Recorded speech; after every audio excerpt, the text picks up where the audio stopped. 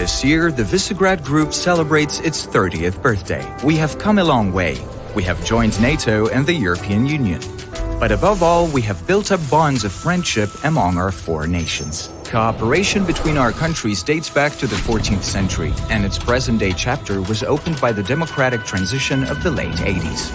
On February 15, 1991, the Visegrad Declaration was signed. Today, we share our experiences with the Eastern Partnership and Western Balkans countries to support their own European aspirations. The Visegrad Group is not only about politics, however, it is also the Visegrad International Fund, which since 2000 has helped finance nearly 6,000 projects from 39 countries. The beneficiaries of grants and scholarships from the fund include students, artists, and scientists. For all these years of cooperation in the Visegrad Group and for many more to come, we wish to thank our partners in this year of the Polish Presidency. Dziękujemy, dakujem, köszönöm, dziękujemy.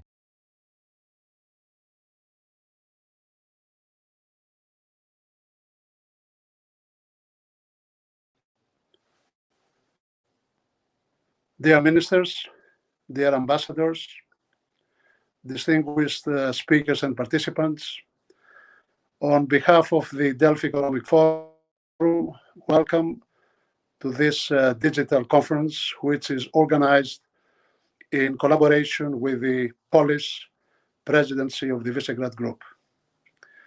My personal thanks to Tomasz Wisniewski, the first Counselor and Deputy Head of Mission at the Embassy of the Republic of Poland, for his important and most valuable support and contribution to this event. This 4-hour conference, we trust it will be a useful platform of discussions and analysis of the Visegrad Group, their economic policies, and their specific projects. It will discuss the efforts of the countries of the Central European region to work together in a number of fields of common interest within the all-European integration. Greece maintains a good rapport and working relationship with all 4 Visegrad countries, and we do wish that this relationship will be further enhanced in the years to come. We do hope that the annual meeting of the Delphi Economic Forum this coming May will host a number of senior members of the Visegrad Group, and hence we will continue this fruitful dialogue. Again, thank you all for your participation. Allow me to say my personal thanks to the alternate Minister of Foreign Affairs of Greece, Mr. Miltiadis Vavitsiotis, for his continued support to the Delphi Forum and for his friendship throughout these years. I turn to Alexia Tassouli, the diplomatic advisor and correspondent of Open TV, to moderate this discussion. Alexia, the floor is yours. Thank you very much, Simeon. Thank you very much, Mr. Tsomokos, you and the Delphi Economic Forum for organizing this forum with these important people, as I can see in the agenda, these important representatives from politics and diplomacy. I'm very pleased that I'm the one who is opening as a coordinator this forum. I like the title because it says twice the word strong therefore, and in a strong Europe. And I know that there has been a debate whether how strong is the united voice of therefore worldwide, and a debate of how strong Europe is in terms of the pandemic crisis, in politics and in economic terms. But we're here and we're going to discuss all these debates with the ambassadors who are going to follow in the next panel. But now first, allow me to welcome Mr. Vavitsiotis, Mr. Miltiadis Vavitsiotis, the alternate Minister of Foreign Affairs. Good evening, Mr. Vavitsiotis, Mr. Foreign Minister. Hello, good afternoon. I know that you're a politician who knows very well the EU affairs and has close ties with all the Visegrad countries. So my question to you, Mr. Minister, is to describe to the people, to the audience, how EU sees the Visegrad Group and what is the position of Greece towards the 4 countries. Well, Alexia, first let me to thank you and thank Simeon Tsomokos and Delphi Forum for organizing and putting together this webinar. that highlights an issue of particular importance, because you know, here in Greece we know a lot about V4 in its recent form, but we like to realize that it's a cooperation between countries that lasts already for 30 years. We have more or less the same, let's say, anniversary in our common path, because it's 30 years the V4 group, and it's 40 years for us since Greece joined the European Union. So we have like 10 years of difference. But anyway, I think what V4 started to be was a scheme of enlarged cooperation that ended up to pursue the same goals for all the countries. All member states of V4 are now members of European Union and NATO, are very important allies in both ends. For us, it's important to cooperate with V4. We look at the European map from another perspective. We are down in the southeast, they at the eastern front of the European Union. We have to defend values across the border, and we have to defend borders as well. So we stand together in promoting what should be a common European response to common challenges. Furthermore, I think that what has been proven to be right is that we share a common view on the enlargement of Europe, and especially the enlargement of the Western Balkans.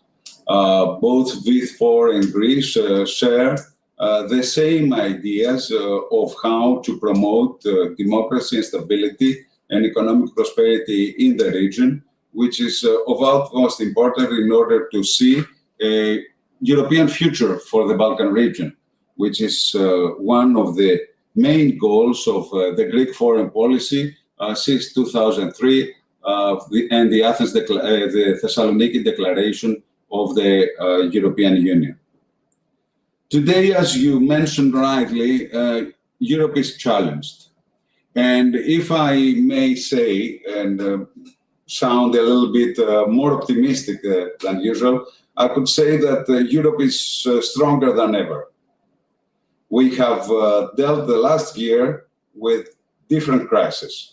The first was the crisis of COVID-19 pandemic and the economic crisis that this COVID-19 fueled and generated. And we have responded, I think, in the most proper way. From the beginning, there has been an extensive cooperation between European Union and the member states in order to tackle the immediate threat of the pandemic. And from that on, we moved to the delegation to the European Commission of the European vaccination plan, which is, regardless of the shortfalls in the flow of the vaccines, it has been a very important decision. Imagine if countries would compete each other on how to acquire the required jobs in order to vaccinate their people. This is not anymore the case for Europe. We have a coordinated policy, and we have a central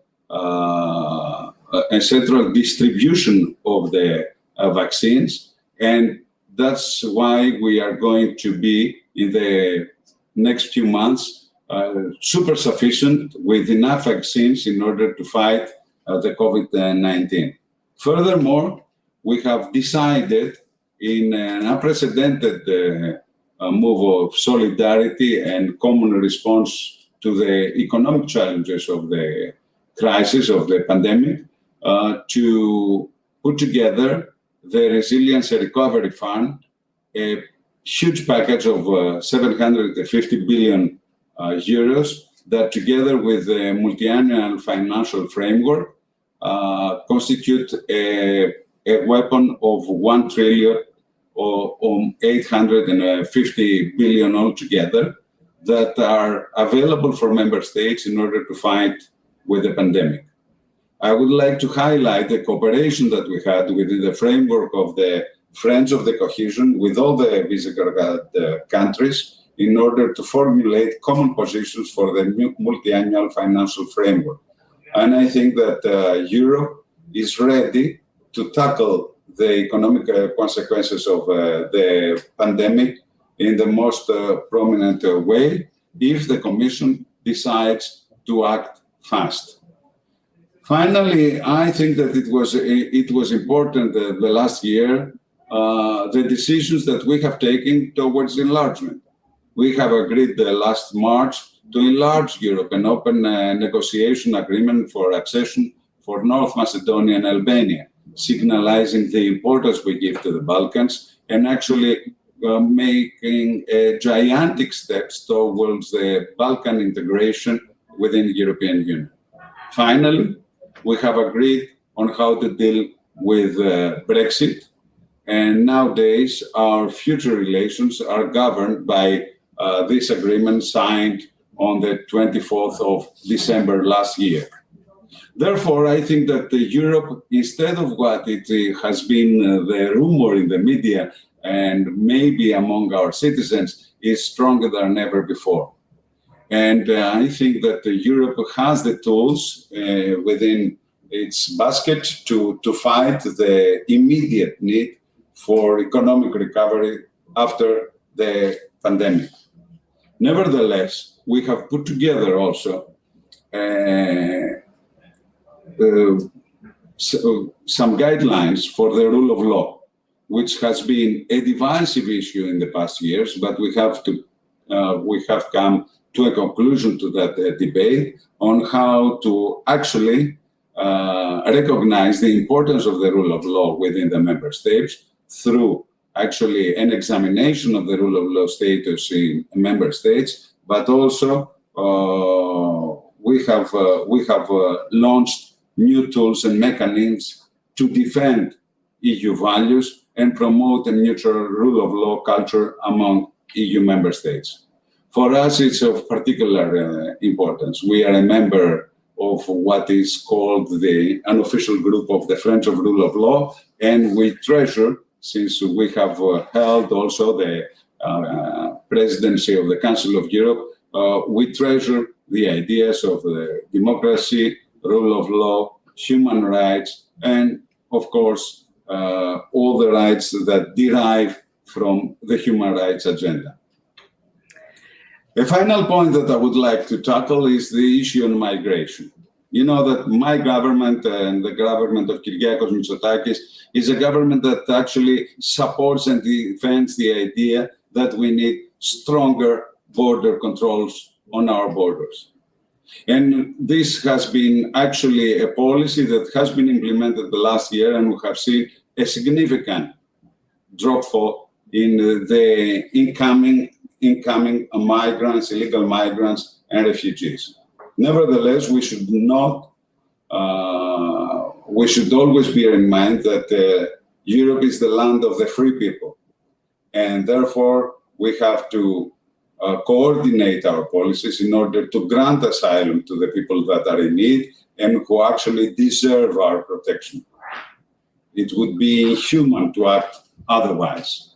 Therefore, we need to cooperate with the V4, and this is something that actually extended the invitation to do so, either with a V4 group of ambassadors here in Athens with whom I meet regularly, but also with my counterparts in the other European countries, and especially Czech Republic, Slovak Republic, and Poland. Unfortunately, we haven't met with in person with a counterpart of Hungary on the issue of migration, because we have met for other issues. So it's important to coordinate and find a common solution for the new migration and asylum pact. A point that I would like to raise is the issue that actually migration has been used and instrumentalized last year by Turkey in order to create both internally problems in Greece and to make a bridge in the European Union unity. And it was important that the whole of the European Union stood by the side of Greece last February and March and sent a clear message to Ankara that there is not any instrumentalization of the migration issues would be tolerated by the European Council. And we hope that this spirit will prevail also in the next European Council, when we are going to discuss once again the relationship between the European Union and Turkey. Europe stands by its value and stands by the rule of law and defends the international law. And this should be the message to Ankara, that if they want to actually enhance the relationship they're having with their number one trading and commercial partner and investor, like the European Union, they should abide by the rules put forward by the international law in solving their bilateral disputes, especially with Greece and Cyprus. And a final point is that I think that Greece and the V4, we have to work together on what would be our common future. And this is the discussion we are putting together on the Conference of the Future of Europe. We have to tackle the major issues. In last European elections, the majority of European citizens have voted for a stronger Europe. And the parties that represent a stronger Europe appetite are the vast, huge, enormous majority within the European Parliament. Therefore, we should work together in order to fulfill what has been the wish and will of our citizens. And there is no other place that we can exchange ideas for the future of Europe than the dialogue for the future of Europe, that for us is also coinciding with the 40 years anniversary of the Greek accession to the EU. Therefore, I would like to welcome the V4 counterparts and friends and allies to participate as well in the Greek discussion for the future of Europe. And we are looking forward finally to meet in person, because it's okay, technology has helped us a lot throughout the last year in moving on the agenda through the teleconferences, but there is always a need for personal, discussions and meetings in person in order to elaborate and exchange ideas in a more open, frank, and friendly manner. Thank you, Alexia, for giving me the opportunity to address today's webinar. Thank you very much, Minister. I agree with you that the Visegrad Group is a cultural and political alliance of these four countries, and the military and the cultural and the economic and energy matters with one another to go further on their integration to the EU.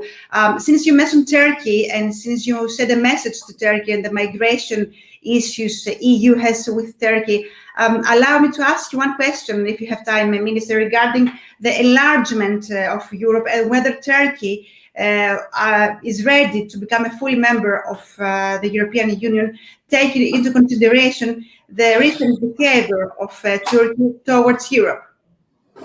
Well, Turkey is distancing itself from the European acquis throughout the last years. And especially last year, with the rhetoric coming from Ankara, it shows no particular will and wish to actually work together in the spirit that we in Europe try to work. For us, for Greece, it's very important to stick with the project to bring Turkey closer to Europe. And it's very important because we know that within the European framework, bilateral issues seem minor and can be solved in an easier way if we all agree in the same framework that governs our bilateral relations. Therefore, we would welcome a Turkey that would seem more willing to adopt to the European values and to the European acquis. And we would work for that. And we are ready to work and cooperate for that. But it stands and relies on the shoulders of Turkey to decide which way they want to march, closer or further from Europe. For us, Turkey as a European ally would be a very important player.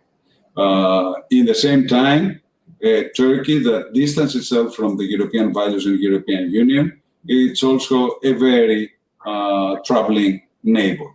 Therefore, we stand for a European Turkey that abides by the European rules, observes the international law, and of course, actually performs what we understand in Europe to be a close and a good neighborhood relationship.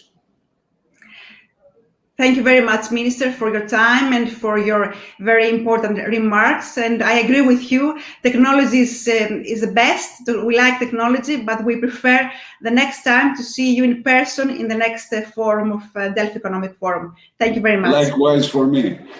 Thank you. Thank you for your time.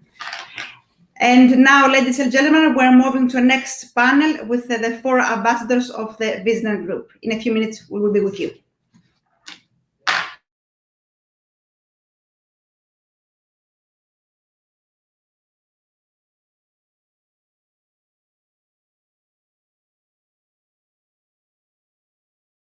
Ambassador of the Republic of Poland, Arthur Lombard. Hello, good evening. Ambassador of the Czech Republic, Jakub Karfik. Good evening.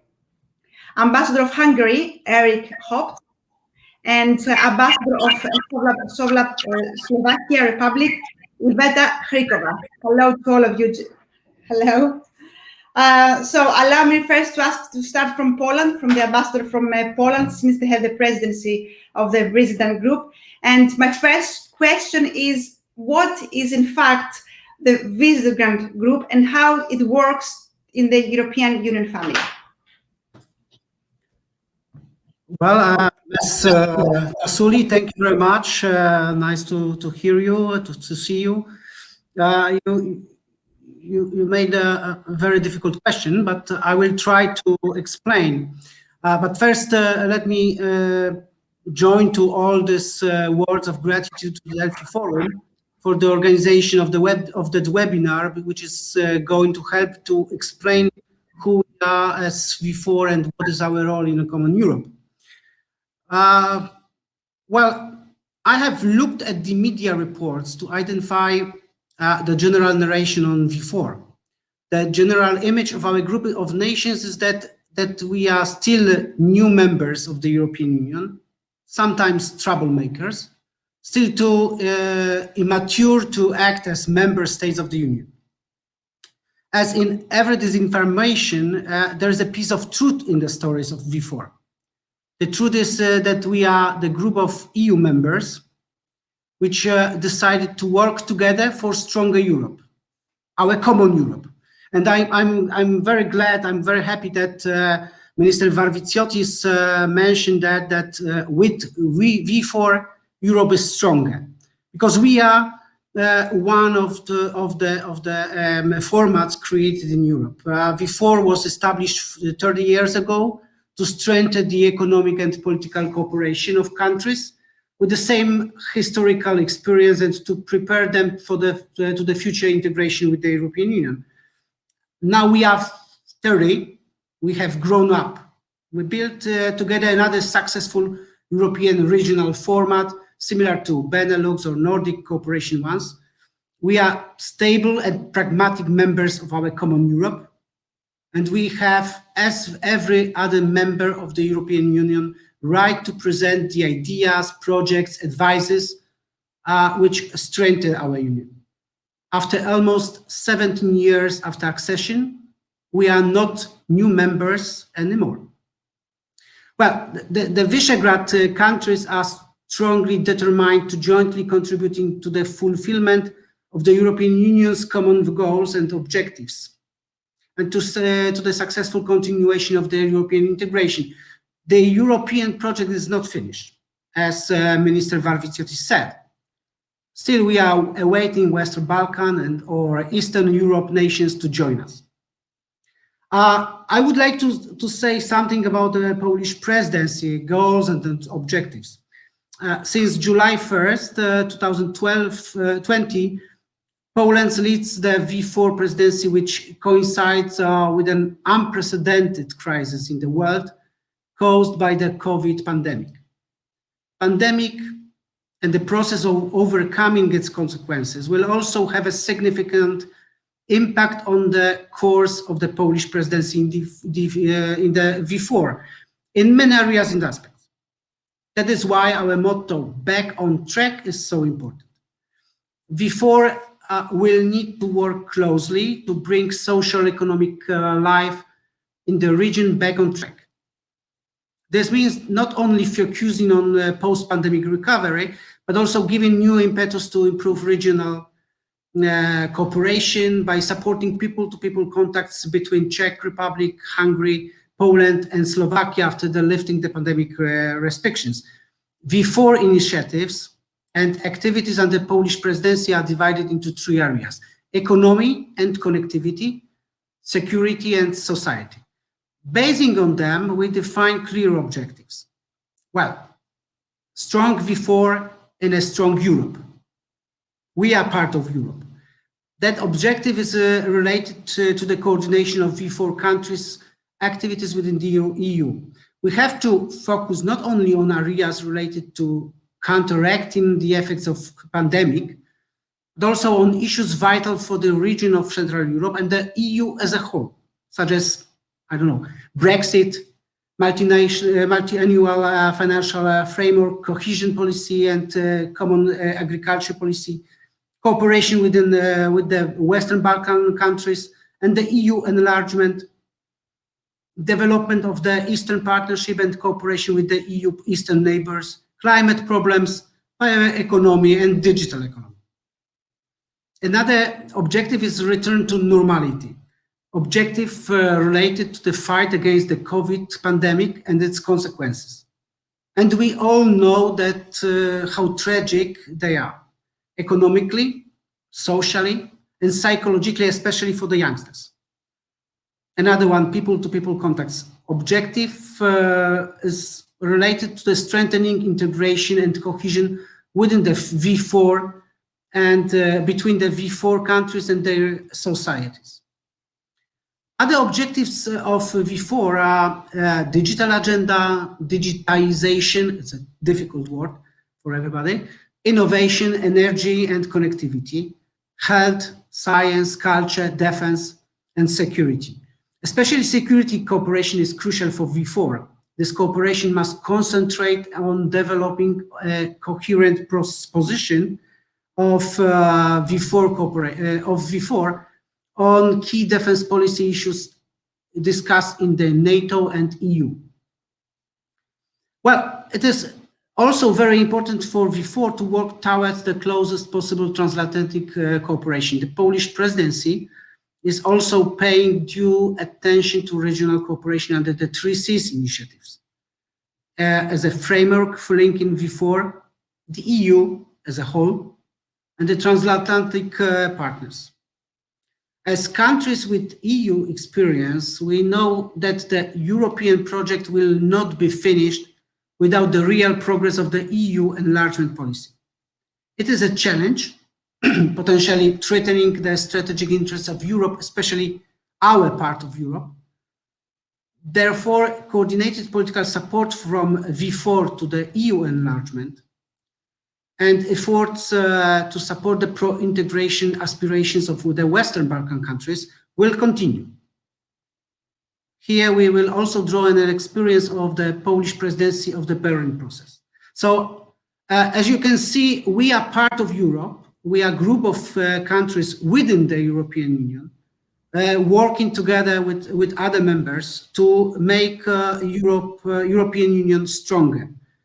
Most of our countries are frontline countries, as Minister Varviciotis mentioned, and it's the securing the external European border is very important in our activities. So that's some words from my side. My colleagues probably will have more ideas, more thoughts on V4. So I'm ready for any questions, because as a former spokesperson, I love to hear questions from the journalists. Thank you very much. Thank you very much, Ambassador of Poland, Mr. Lommel. Now I'm moving on to the next ambassador, to Ambassador of Czech Republic, Mr. Karfik, and I would like to ask him what's his position, what's his country position regarding the Visegrad Group towards the European Union, in the European Union family. Yes, thank you very much, Alexia. Thank you for hosting that discussion. Well, Arthur has drawn a landscape of what V4 actually is. And if I may come a bit back to the very origin of the V4, I would like to point out the values V4 has been established upon or built upon. And these values were the same ones as values of the European Union. Fundamental values of democracy, freedom, rule of law, and inclusion of the civil society, friendly cooperation between countries. So V4 is a flexible group of countries. As the European Union achieves its objectives upon compromise between member states, V4 is proceeding in issues based upon consensus, where whenever there is a consensus upon important political issues, we are going on. If there is different interests, so we put such an issue aside. V4 is a regional group, as it has been said, but it is an integral part of the European Union. And when you asked at the very beginning how strong V4 is and how strong the European Union is, my answer would be that V4 and the European Union will be as strong as we will stick with the basic and fundamental principles both groups were based upon. So that's the general approach of my country towards the Visegrad Group, and no doubt that it is not something which is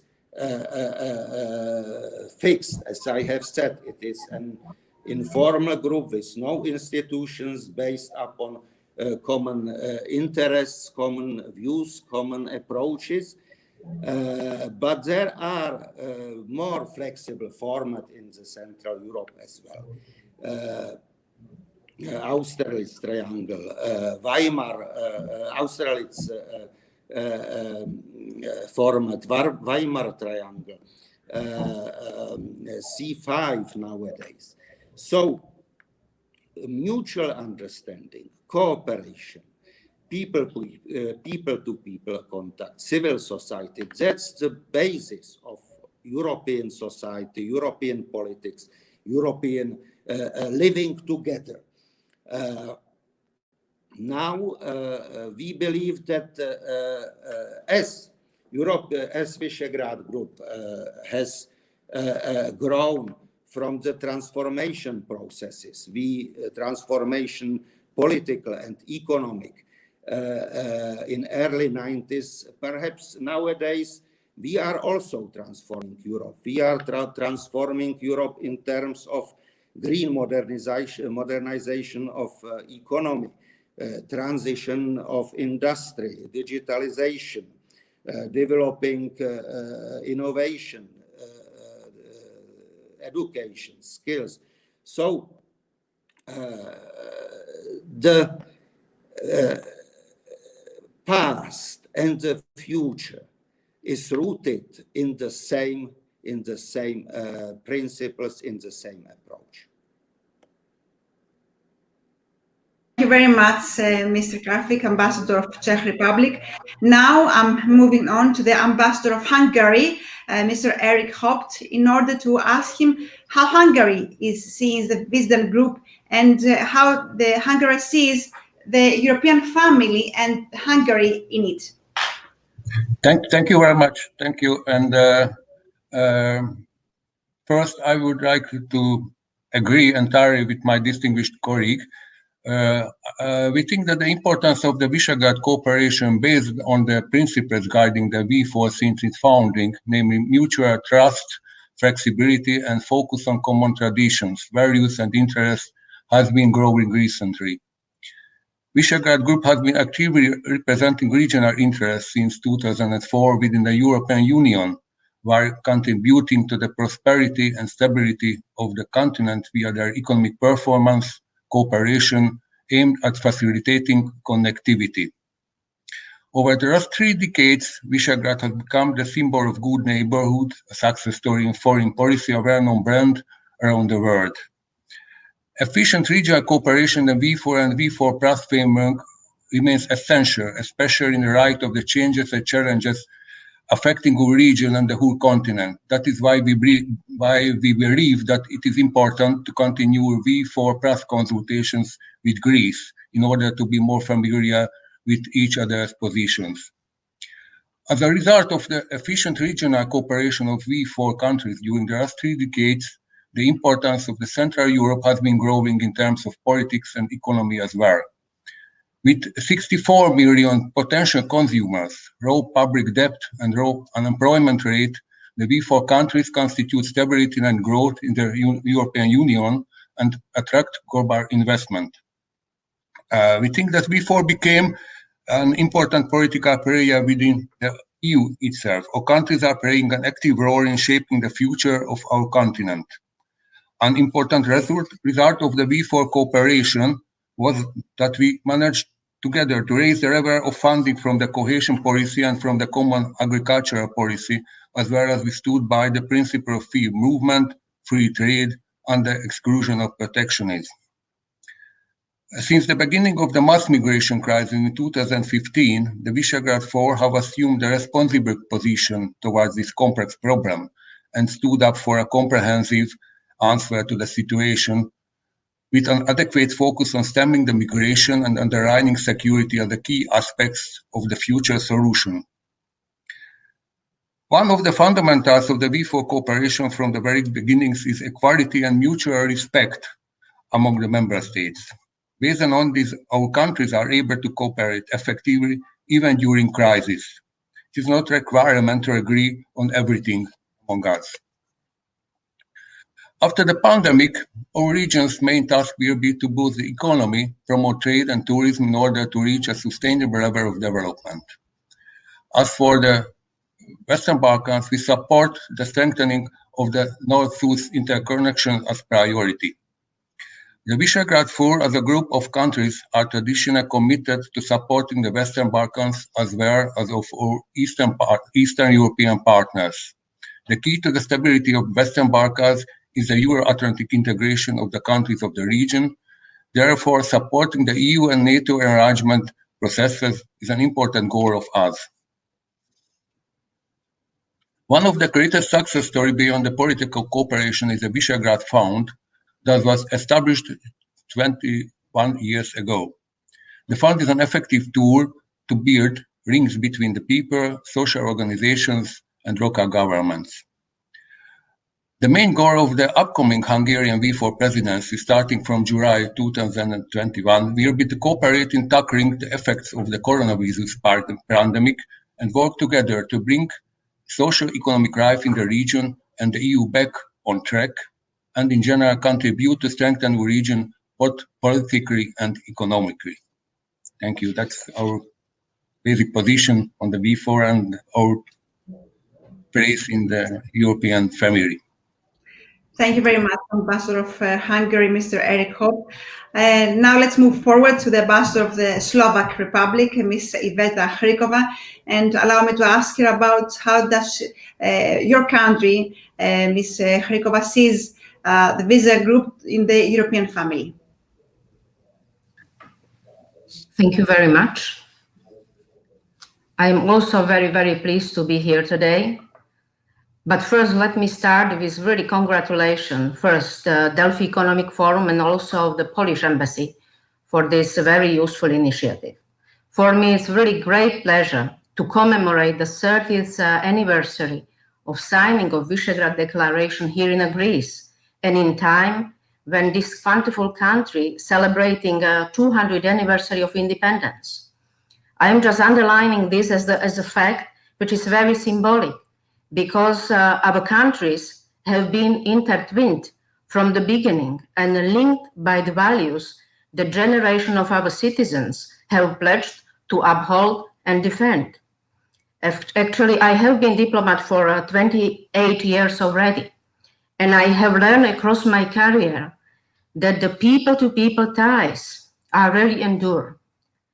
Therefore, we're trying to strengthen the bonds and we see these bonds as a key for our work. I think that this is also very crucial for our dialogue and for our cooperation.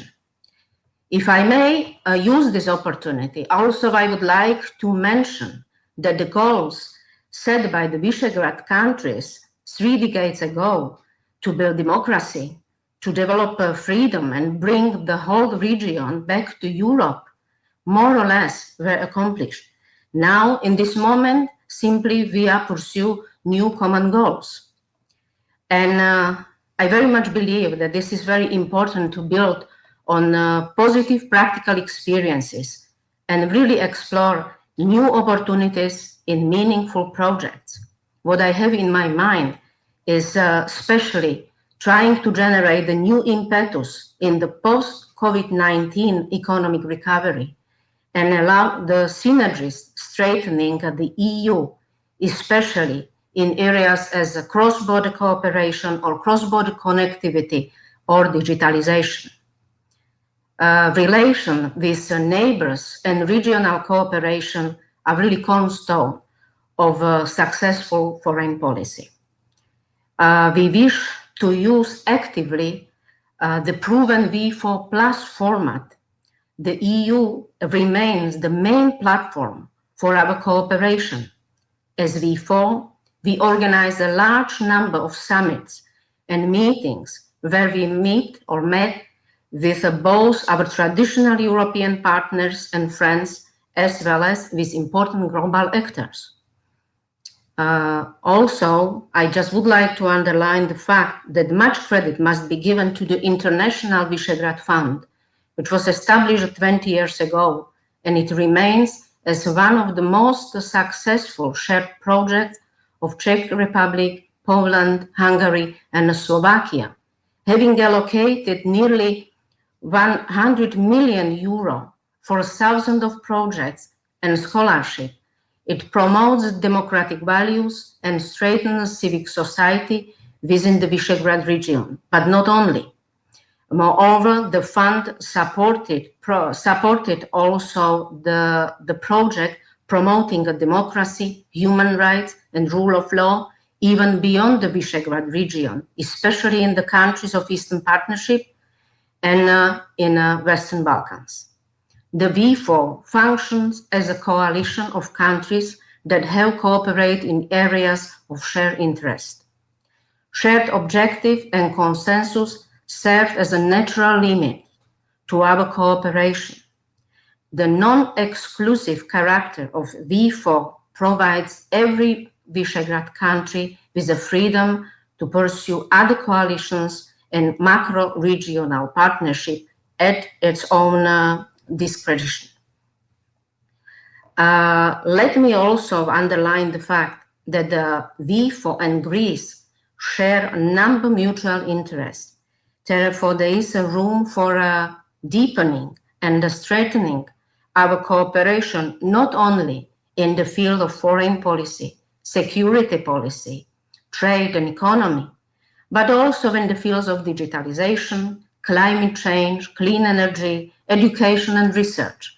Last but not least, I just would like to underline also the fact that 10 years ago, within the V4 think tank platform, as a network for dialogue and a tool for analytical cooperation on the issues of strategic regional importance has been created. And Mr. Minister just mentioned that also cooperation in the field of future of the EU or future of the Europe would be very useful. I really think that also through this channel, we could just improve our cooperation. This, in turn, could complement both V4 and Greece relations, as well as the bilateral relations between the Greece and, of course, the Czech Republic, Poland, Hungary, or Slovakia. Once again, thank you very much for this fantastic initiative, and I really look forward to an interesting discussion. Thank you so much. Thank you very much, Ambassador of Slovakia, Ms. Klikova. I agree with you. There is potential for further cooperation.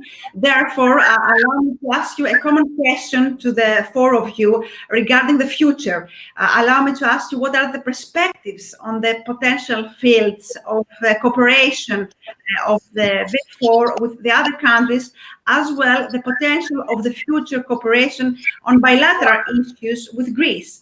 Mr. Ambassador of Poland, you have the floor. Well, our contacts, our relations with Greece are perfect. We hope that they will be perfect in the future. We have many in common. As my colleagues have said, we share the common universal European values: democracy, human rights, freedom, and rule of law. So we work together as a group of 4 nations, but we are members of the European Union, and we share the same values with Greece. So I think for the future, the most important part of our cooperation will be economic cooperation. Investments, building the transportation connection between North and South, and gas, LNG hubs, and security of energy. That's our task for the future. It's our goals for the future. So I think that we will be we are on the right track, and we hope that within some years we will see the progress in that economic cooperation. Politically, we are friends.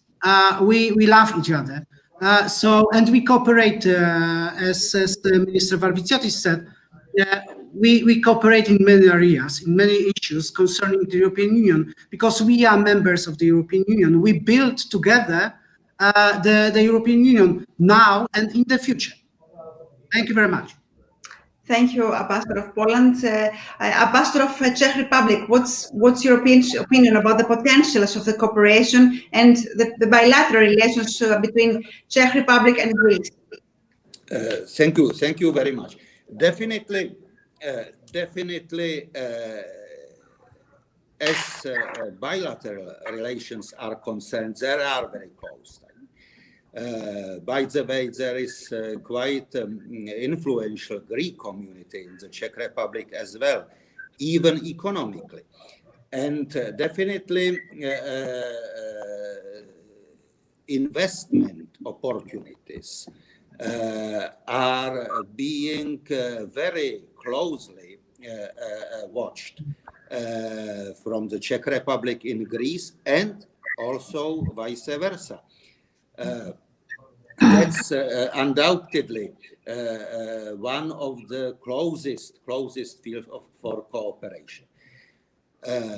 In the post-pandemic situation, all the Europe together and countries, European member states bilaterally, shall cooperate very closely in restoring what we have lost during the pandemic. That's would be a priority. And thirdly, within the broader security context around European Union and around NATO, I really believe that there is pretty a potential for cooperation in defense. All right. Okay, thank you very much. Ambassador of Hungary, what are the potentials of our bilateral relations between Hungary and Greece, and what are the perspectives of Visegrad Group with other countries in general? Thank you very much. I think that our cooperations and our bilateral relations with Greece are excellent traditionally. There are a lot of potentials in the economic cooperation. I think that after the pandemic, there is a strong need for the reconstruction and to find common fields cooperating after the pandemic, restoring the economic ties that were functioning before, mainly in the tourist sector. Greece is the second most popular tourist destination for fellow citizens, for Hungarians, and I hope that we can welcome very soon them back in Greece. The strong economic cooperation needs strong transport infrastructure, and that is a priority for us to establish these links both on the roads and both in a rail network connections.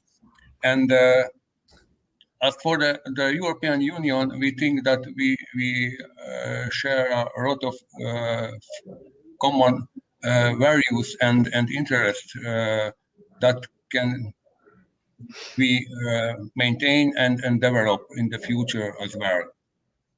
Thank you. Thank you. Ms. Frykova, Ambassador of Slovakia, what do you see the perspectives in our bilateral relations, and not only for Greece and Slovakia, but generally in the area? What is the future for you? Thank you so much for this question. Personally, I do very much believe that we have a huge room for improvement concerning the cooperation between Greece and Slovakia. If we are talking, or if I'm talking about the huge improvement or huge room for improvement, I do have in my mind not only economic cooperation, but in the same time, there is a very special project, like, for example, cooperation in transition of the coal regions. In both countries, we do have a coal region, so this is a very special area for cooperation, where I do see the room for improvement, not only from the economic point of view, but in the same time from the educational point of view or research point of view. Then, of course, there is also the tourism. Tourism industry is crucial for your country, but also for Slovaks, your country is very well known as a really attractive tourist destination. In the same time, there is also, after pandemic, there is also room for cooperation in the economic area. I personally would like to see a more intensive cooperation also in the analytical area, as I already mentioned, not only on the level of the V4, but in the same time on the bilateral level. Here is a huge potential and huge cultivation of knowledge which could be shared between our countries, especially discussion about the future of the euro. is area where we could do much more together. And of course, the innovation. This is also an area where it's really the room for a sharing, not only best practices, but at the same time, sharing the information and sharing the cooperation. Thank you. Thank you. Mr.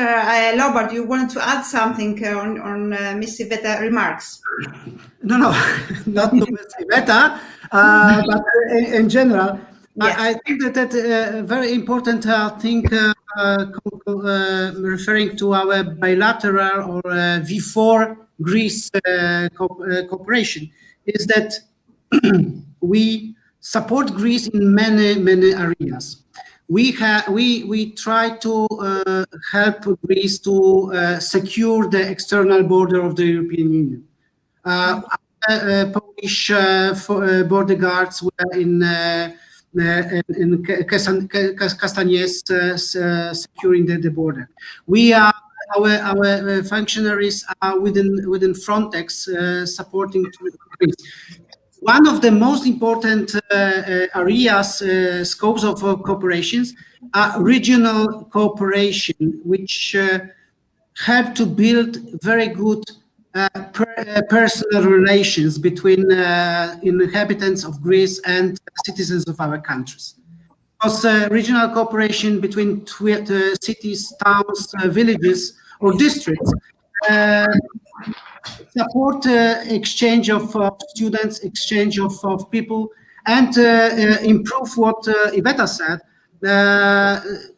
Tourism promotion of Greece in our countries, because a lot of tourists from V4 countries are coming every year to Greece to enjoy the life and to enjoy the sun. Because you have more sun than us, unfortunately. But as I said, exchanging the views between people, ordinary people, are very important to strengthen bilateral relations. Thanks.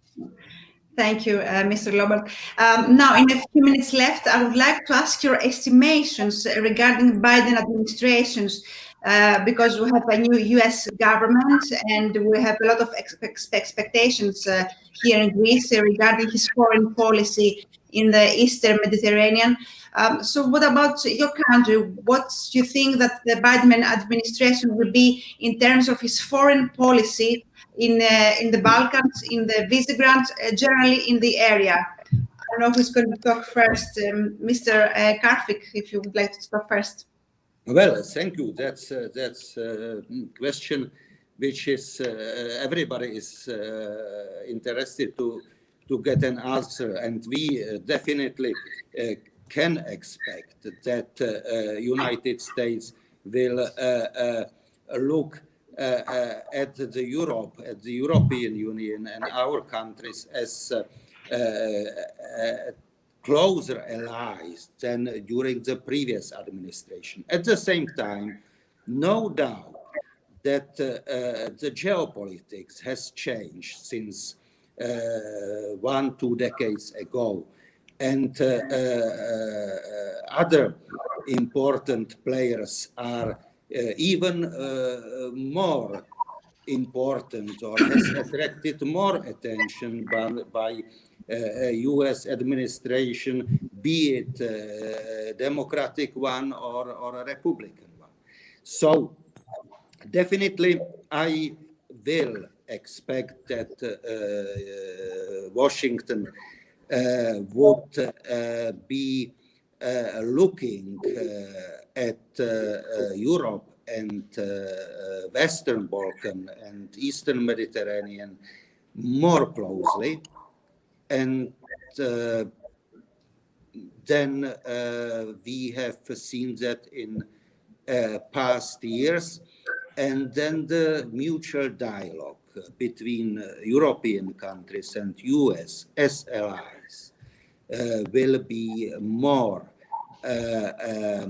empathetic, let me say, on both sides. Okay, thank you. Thank you. Mr. Haupt, Ambassador of Hungary, what are the expectations of Hungary of the Biden administration in the foreign policy? Yes, thank you. We are looking forward to cooperate with the new administrations, strengthening the Euro-Atlantic ties and the Euro-Atlantic cooperation. And I agree with my colleague from the Czech Republic, Ambassador Karfik, that we hope that in the Eastern Mediterranean, all the disputes and the differences can be solved through mutual trust and through constructive dialogue. We are looking forward to participate in that if there is a way. Thank you. Thank you. And Ms. Hrikova, do you agree with Mr. Haupt? Actually, yeah, thank you so much. Actually, we very much believe that the Biden administration, and with the Biden administration, EU will able to find a way to repair the relationship with the United States, and both will looking for to start the communication and to start the cooperation on the democratic values, on the democratic level. Simply the relationship will improve, if I can make this word.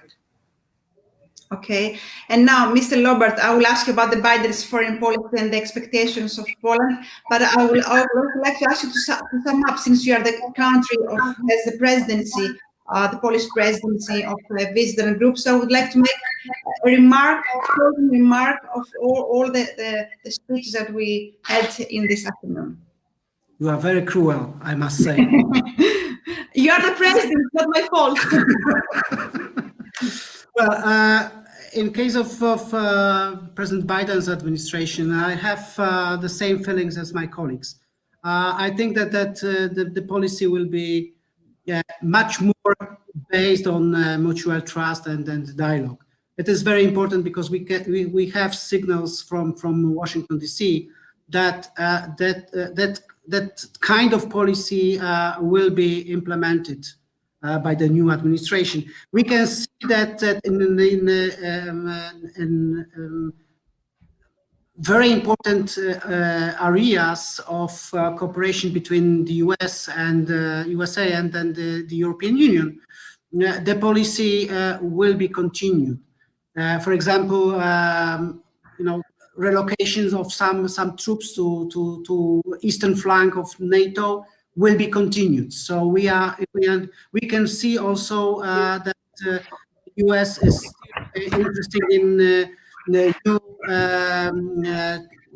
transportation corridors in Europe, especially in our part of Europe, so north-south, new LNG hubs and new investment in Europe in general. So we can see that interest is. And now, summarizing our discussion. Once again, thank you very much for a wonderful discussion. Thank you very much, Alexia, for that you was a moderator of our thoughts. And I must say one thing very shortly. V4 is a group of countries of the European Union sharing the same values and wanting to build a strong, modern, and looking for future Europe, which is necessary. That's Europe is our continent and our homeland, and we should build together our common union as a one entity, very strongly committed to values which were at the basis of the European Union when it was created in 1950s. So we are ready to do that. We know how to do that because V4 is a success story of building the group of countries which cooperate with each other. So I hope that you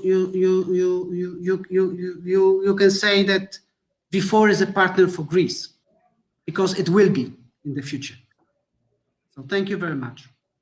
Thank you, Mr. Lobert. I agree with you that the Visegrad Group is an important group, and Greece shares its values. We believe that Visegrad Group is an important in military, in cultural, in economic, and in energy terms, and it matters a lot to Greece in further cooperation in bilateral level, but also in the European level. So unless someone else, Ambassador, has something to add up in our discussion, we can close now. Thank you very much, Mr. Artur Lopart, Ambassador from Poland, for the participation. Thank you very much, Mr. Jakub Karfik, Ambassador of Czech Republic, Mr. Eric Haupt, Ambassador of Hungary, and Ms. Iveta Hrikova, Ambassador of Slovakia. Thank you, all of you, and we hope to stay and participate and listen to the next panels, the very interesting panels about the Visegrad discussion.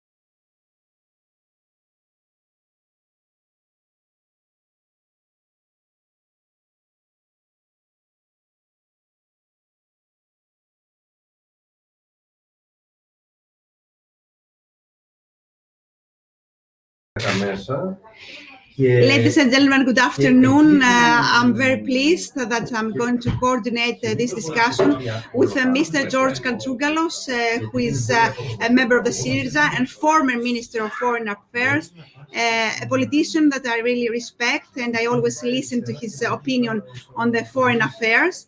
Mr. Kantrougalos, welcome to the panel. Thank you.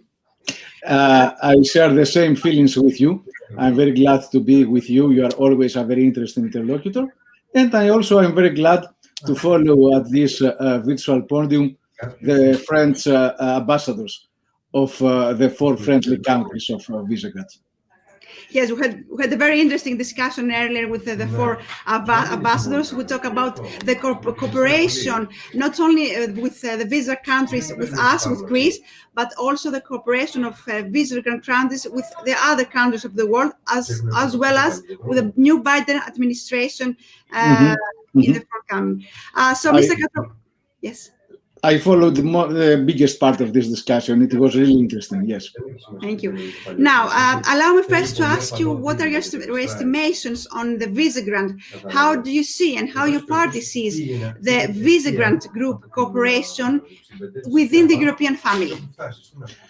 First of all, I must tell you that I am among the most fervent proponents of strengthening the ties between Greece and the Visegrad countries. It is true that we have divergence in some policy issues, and not minor ones, migration, of course, being a #1 issue, aspects of the rule of law discussion in Europe, another one.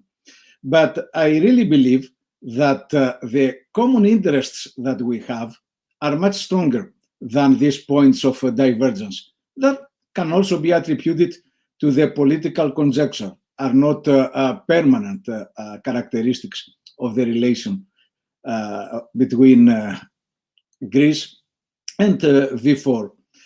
And I think the strongest incentive for strengthening the interaction between our countries is exactly that we are members of the European Union.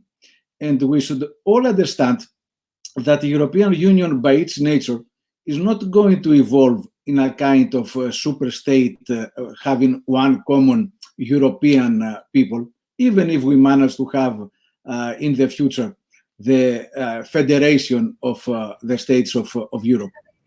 In any case, we are going to have a union of states and peoples, keeping each one of them its own culture, its own identity. Therefore, it is important within the European Union, without to abandon what makes us Polish, Czechs, Greeks, French, Germans, to try also to cultivate the common elements we have. My teacher, Dimitri Tsatsos, was speaking about the future of Europe as a kind of composite polity, of Symbolitia, it's the name in Greece, meaning exactly what I mentioned before, a union of states and peoples. Therefore, we try in our common European family, first of all, to discuss with the neighboring countries with which we share common history, sometimes also common economic interests. That's why we, as Greece, are discussing within the Balkans, and we discuss also in the framework of the Mediterranean. We are both a country of the European South and the first country that entered the European Union in the Balkans. Our immediate neighbors in the European Union are the V4 countries. And we share with them a lot of common potential, especially in infrastructure projects, energy and transports, and more generally in common economic endeavors. That's why the first European country I have visited was Poland as Minister for the Economic Diplomacy. And one of the major multilateral initiatives we have undertaken was in 2018 meeting before V4, meaning the 4 Balkan European countries and the 4 countries of Visegrad. Therefore, I think that we have a lot of potential to develop. And this is obvious in many issues. For instance, we are all our countries members also of this joint Euro-Chinese initiative, the 17+1. This is not contrary to our participation to the European Union, quite the opposite. We try to combine infrastructure projects of the European Union with One Belt and One Road initiative. For instance, for Greece, it is very important the integration of our railway train system within the more advanced networks of Central Europe. And one of the biggest projects towards this direction is the modernization of the railway network from Piraeus to Belgrade and then to Budapest. And having said that, my final word would be that always we had also very good relations as peoples among us. In the 90s, we had a lot of workers coming from the V4 countries, especially from Poland, who returned after the, let's say, the return to growth in their countries. And we must not forget that we had also tens of thousands of Greeks political refugees after the end of the Civil War in all 4 Visegrad countries. And exactly because history is making sometimes mysterious circles, I was reading recently that in the village Belogiannis, one village that has been founded by Greek political refugees, Patriarch Bartolomeo visited in the 15th anniversary of its foundation and celebrated the Mass. So there is a constant history which connects us. I think that we have a bright future among us.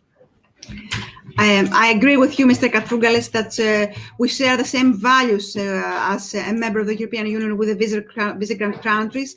But you see, observers often refer to the V4 as 2+2 because of the different attitudes towards European integration. I mean, Slovakia and the Czech Republic are relatively EU-friendly, while Hungary and Poland are much more Eurosceptic. I don't know if you agree with this analysis, or you think that all the members of the Visegrad Group have the same voice in the European Union?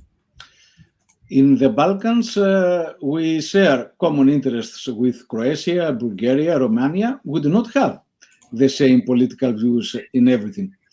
And I made reference before in some political visions of some of the governments in Visegrad, which, of course, as Greece, we do not share. I attribute a lot of these differences to the political conjecture, meaning the government who is in power in this or the other country. And I tried to dissociate these, let's say, conjectural characteristics from more permanent and salient features that we share with V4 countries. One of them, for instance, is that we are, all of us, besides Poland, which is a bigger country, middle-sized countries, which in the general architecture of the European Union, we have an interest in having our voice to be heard and not to be eclipsed by other bigger countries who,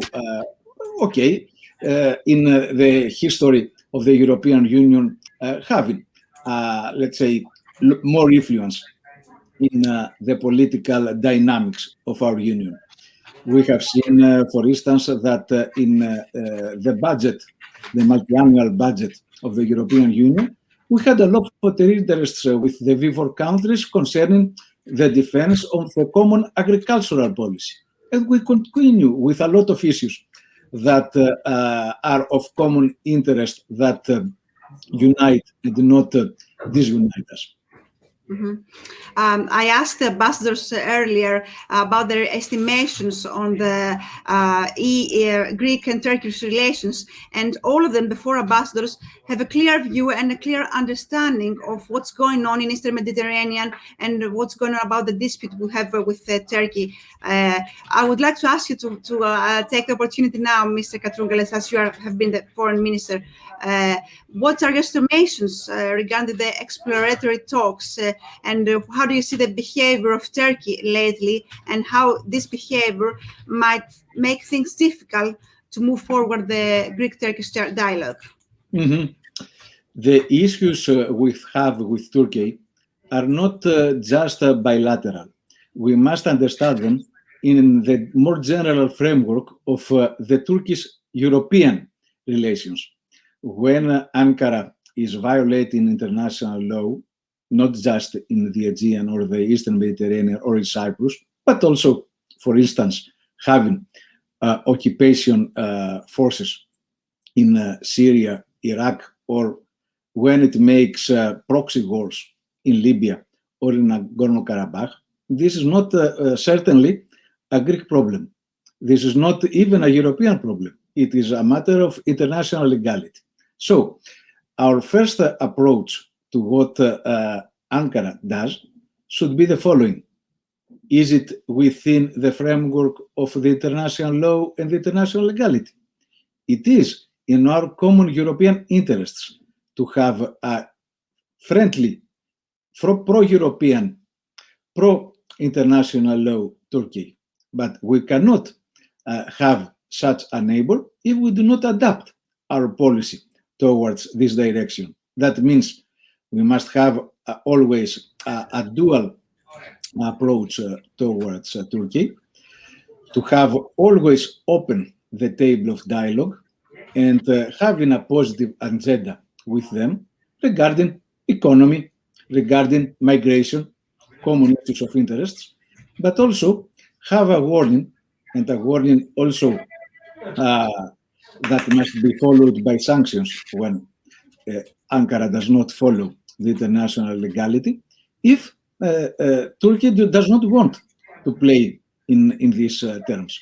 The same we are doing with the exploratory talks. We want to have a breakthrough with Turkey, and we believe that only dialogue exists as a way of solving the difference we have regarding the economic zones, the sea economic zones. But that also presupposes a similar stance or from the other side of the table, meaning, first of all, that any kind of provocative actions, any kind of threat of use of force should be excluded. And second, the basis of the discussion itself should not be issues of sovereignty that are by definition excluded in discussions between sovereign states, but what the international law, and especially the international treaty on the law of the sea, prescribes for the situation. Yes, I think I agree with you that the Greek side has clearly said what are the issues with Turkey, that we only discuss under the international law, and that the agenda is very specific. And I would like my last question to be regarding the forthcoming European Council of March, of the 25th of March. Do we expect that we're going to have conclusions that are on the Greek interest, or because we hear lately some countries like Germany that are willing to have a positive agenda of Turkey, and they are trying to have an interventional role between Greece and Turkey in order not to be imposed sanctions of Turkey. So what are your estimations towards the European Council on the 25th of March? Mm-hmm. Although for us it's of primordial interest, the relationship with Turkey, we should avoid to look at the European Councils always under the parochial eye of what is happening between us and Ankara. For my understanding, one of the most striking weaknesses of the foreign policy of the European Union is that in the last Council of December did not try to construct a European strategy vis-a-vis Turkey, but it is expecting what the new Biden administration is going to say about that. This shows exactly how far we are till the necessary, in my opinion, formation of a common European foreign policy, even in our immediate vicinity. It is absurd to expect from the Americans to design a strategy for our own sake. So I think it is deplorable that we do not have, as Europeans, this strategy. I have criticized, but this is not the forum to do so, the lacunes of the Greek policy in their failure to achieve the necessary sanctions I described before, not as a goal per se. Sanctions must be part of, as I described before, integrated European policy towards Turkey, which has always the positive agenda ahead. But it must have, as a complement, sanctions if Ankara does not deliver. So I cannot say that I'm optimistic regarding the forthcoming council. What I insist that we should have is a vision of a common European foreign policy and defense. At the level of strategic autonomy, we are going always to have as allies United States and NATO. But we should emancipate ourselves if we want, as Europeans, to play a really global role in the international scene. I agree with you. We should not be optimistic or pessimistic regarding the forthcoming European Council or the Biden administration. Let's wait and see how these events will follow, how the policy of Biden will follow in the Eastern Mediterranean. Thank you very much, Mr. Katrougalos, for your participation and for this discussion.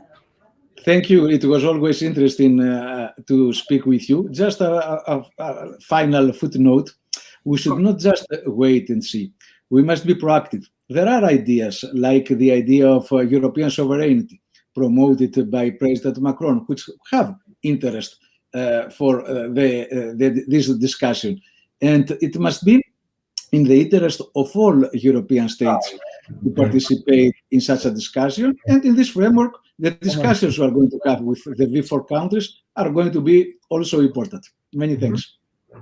Thank you very much again, Mr. Katrougalos. We hope to see you next time in person in the next forum, because we love technology, but we prefer a close-to-close discussion. True. Thank you. Thank you very much. Have a nice afternoon. You too. And now, ladies and gentlemen, let's move forward to the next discussion. I give the floor to Mr. Pafanis. Thank you. This year, the Visegrad Group celebrates its 30th birthday. We have come a long way. We have joined NATO and the European Union. But above all, we have built up bonds of friendship among our four nations. Cooperation between our countries dates back to the 14th century, and its present-day chapter was opened by the democratic transition of the late 80s. On February 15, 1991, the Visegrad Declaration was signed. Today, we share our experiences with the Eastern Partnership and Western Balkans countries to support their own European aspirations. The Visegrad Group is not only about politics, however, it is also the Visegrad International Fund, which since 2000 has helped finance nearly 6,000 projects from 39 countries. The beneficiaries of grants and scholarships from the fund include students, artists, and scientists. For all these years of cooperation in the Visegrad Group and for many more to come, we wish to thank our partners in this year of the Polish Presidency. Dziękujemy, Dakujem, Köszönöm, Dziękujemy.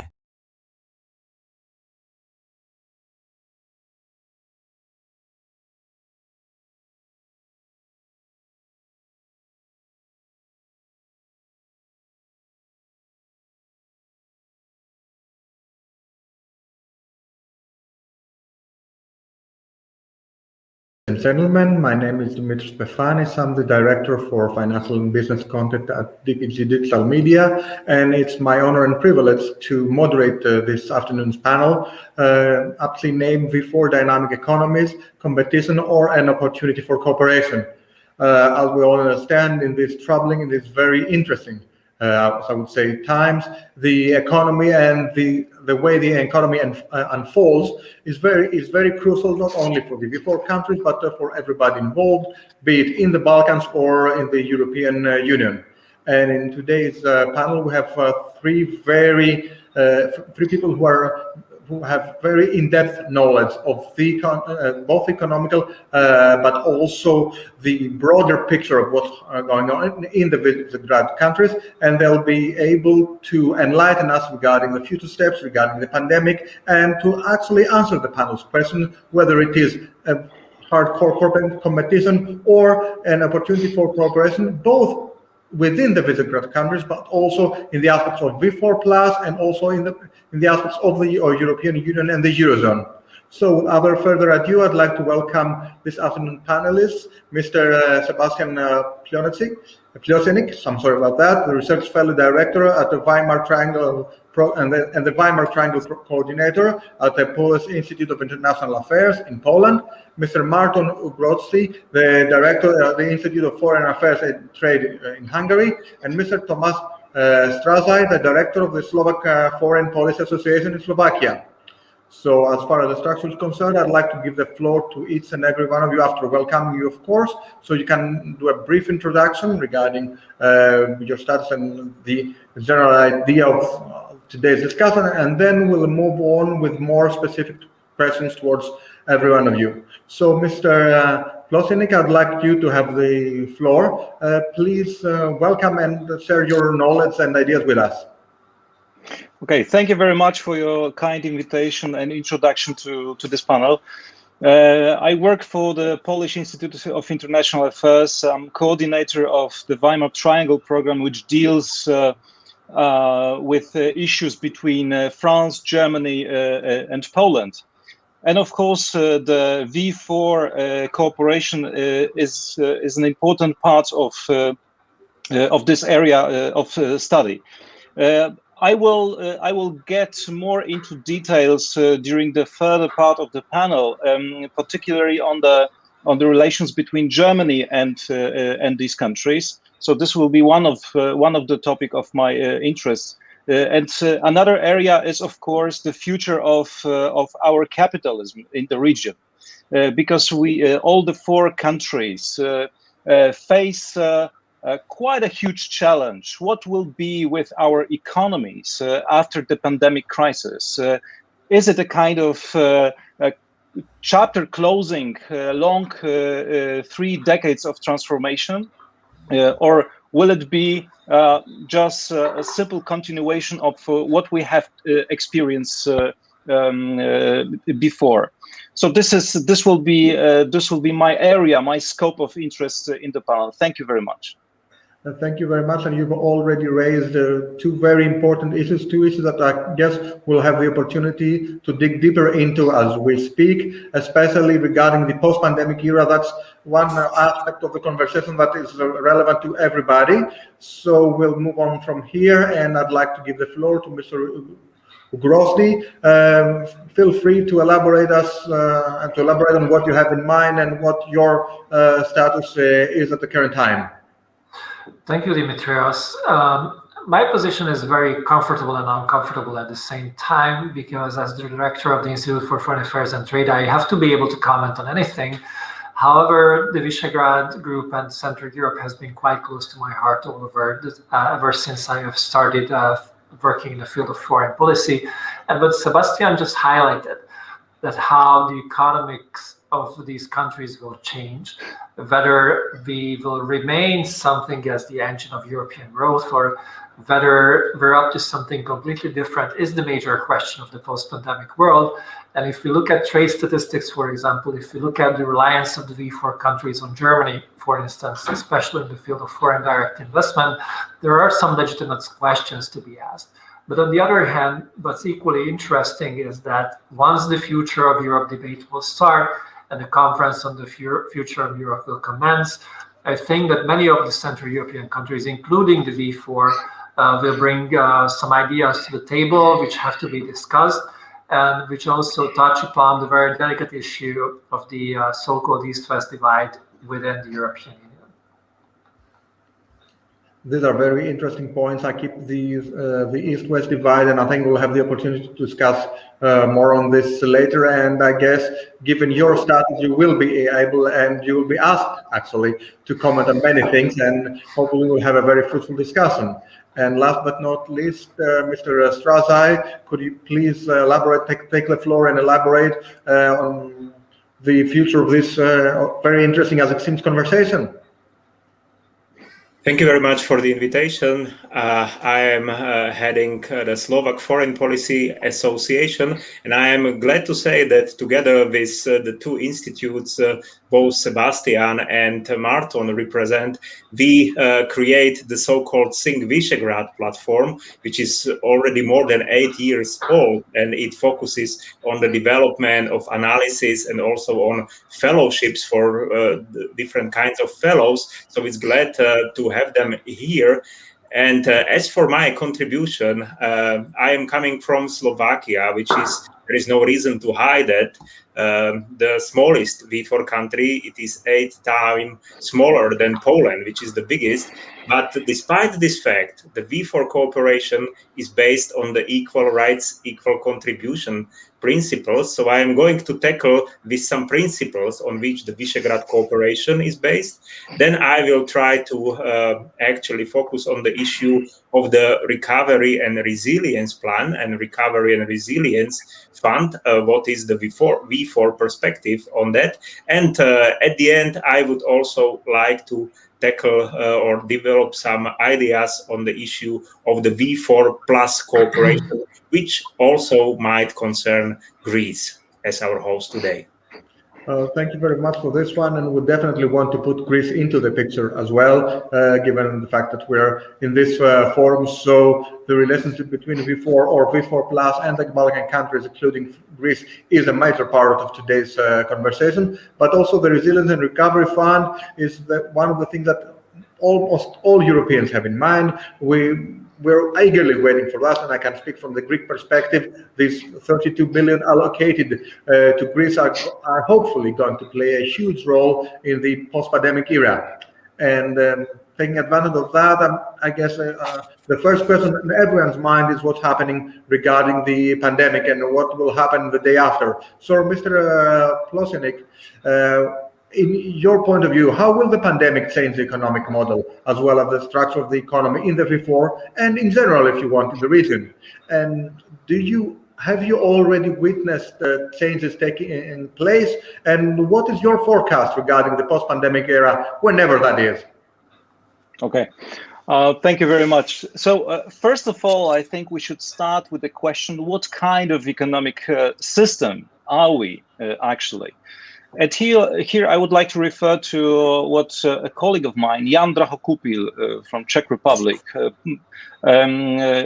published a couple of years ago, a very insightful analysis in which he called our economies, very briefly, Fdi based economies. So economies which base their development on attracting foreign capital, attracting FDIs.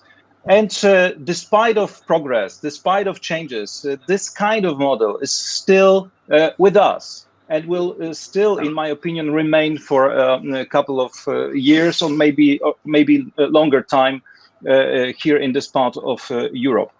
And well, what does the pandemic mean for this kind of economic model? So let me start with our position within the European Union. Our economies actually have a slightly better situation than, for example, Southern European countries. The recession in Poland, Czech Republic, Slovakia, Hungary is within 2.8%. In Poland, up to 6.6%, almost 6% in Slovakia. And if you compare that with, for example, Spain with -11, Italy -8.8, this means that relatively our economies become stronger. And now it is open question. Does it mean that because of this higher stability, Will we attract more FDIs, more capital we need for our development?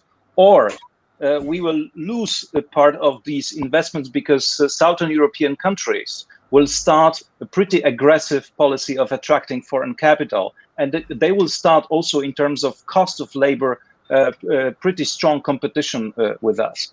So this is one point I think we should consider when we talk about the future. The second one is that we will face in the coming years higher spending by the governments in the whole European Union, but also in our V4 region. And this, of course, means opportunity, but also some challenges of what will be our definition of the state and its role in the economy. You know, there is now a very friendly environment for the expenditures rise of the governments, because interest rates are very low, and the markets actually accept this kind of policy. And another factor, we will get a lot of money from the next generation EU funds in the future, which will strengthen the role of the state in our economies. Point number 3 is faster digitization of the economies.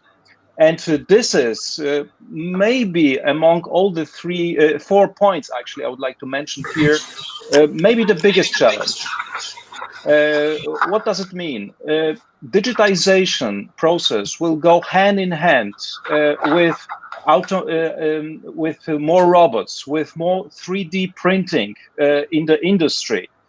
And my concern is that not in the next 5 years, but maybe within a decade, we will see a major change in international trade.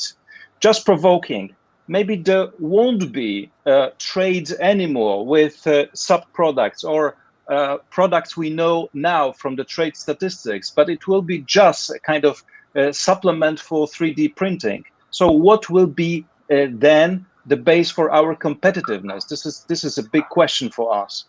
And the last point I would like to mention here is that this FDI-based model of our economies means a lot of concentration of capital in central locations, like, you know, in Warsaw, in Poland, in bigger cities, in Czech Republic, this is around Prague, same in Hungary and Slovakia. Maybe the pandemic is a chance, also because of online work, to foster a kind of new transformation with more balanced regional structure in our economies. It is a chance for the province in our countries to develop faster, to take up a little bit more economic power from the center of these economies, which are too dominating, in my opinion, so far. So, summing up, 4 points about our economic model and the consequences of the pandemic. Thank you. Thank you very much, and I totally attest to that, especially coming from a country in Southern Europe. We feel the strength of the pandemic, we feel the impact of the pandemic on our local economy with a 2-digit recession, but also the changes this pandemic brings. And with that, I'd like to ask Mr. Grossi, in what ways has the V4 initiative adapted to the COVID pandemic, not only in terms of the economy, but the V4 initiative in itself? Has it changed the equation regarding the relationship of V4 with the neighboring countries, as well as the rest of the EU? Well, thank you. Just very quickly reflecting on what Sebastian said, that we are FDI-driven economies. I don't really see that changing in the near future, as most of the governments are trying to stick to this business model. And the question that Sebastian has asked is absolutely relevant, that if Industry 4.0 gets into Industry 5.0 in a couple of years, with the advent of 3D printing, then there will be some questions to be reconsidered. However, at the moment, at least looking at the Hungarian example, it looks that the new FDI projects which have been announced are also moving towards more sophisticated, more high-tech sector of all these industries, not only in the automotive sector, but also in the other sectors as well. Coming back to the original question, what was really interesting was that, first of all, when the pandemic struck for the first time, all the countries shut down their borders right away, and there was very little coordination between EU member states.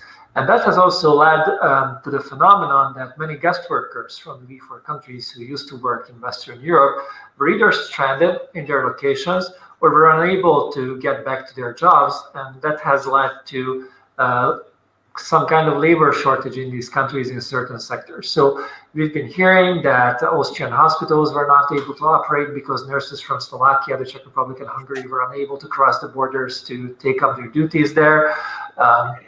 Polish, Czech, and Hungarian citizens were unable to come back for the summer or go back to their workplaces, for example, Germany or the UK or other EU member states, of course, the UK not being an EU member state anymore, which basically raised the question that whether the myth about the free-riding Central European member states is actually true, because now we have physical and visible evidence of how Eastern Europe is contributing to the growth of the single market by sending its trained labor force to these countries, and how these Western old member states, if you wish, are using these kind of cheap and trained labor to their own competitive advantage. It remains a question that whether and how this will change in the future, whether this kind of internal labor migration and internal division of labor between the different EU member states will look in the future. But I think at least there is some kind of feeling of vindication in the so-called new member states, that this is not a one-sided relationship, that Western Europe is providing structural funds to the East and the West is not getting anything in return. And I think there were attempts by the V4 to coordinate its policies to reopen the borders. But of course, this is a very sensitive question due to the principle of equality of EU member states. So once you open your border to another EU member state, you basically have to open it to everybody else. So the initiatives of the V4 to establish some kind of freer travel zones, especially last summer, to keep tourism alive, were nice attempts. But then, of course, the European Commission questioned this, and the opening had to be bigger. But that sense, there are some regional initiatives. And when it comes to handling the pandemic, of course, it has struck all the 4 countries equally badly, especially the second wave, which has started in the fall. But we have seen some very good signs of solidarity. For example, Hungary sending medical staff to Slovakia for the mass testing of Slovakian citizens a few times in the fall, together with Poland and Austria, and also other signs of solidarity by sharing medical equipment and so on and so forth. So there is some amount of coordination between the V4, which is an extra layer, an added layer to the overall EU approach in this regard.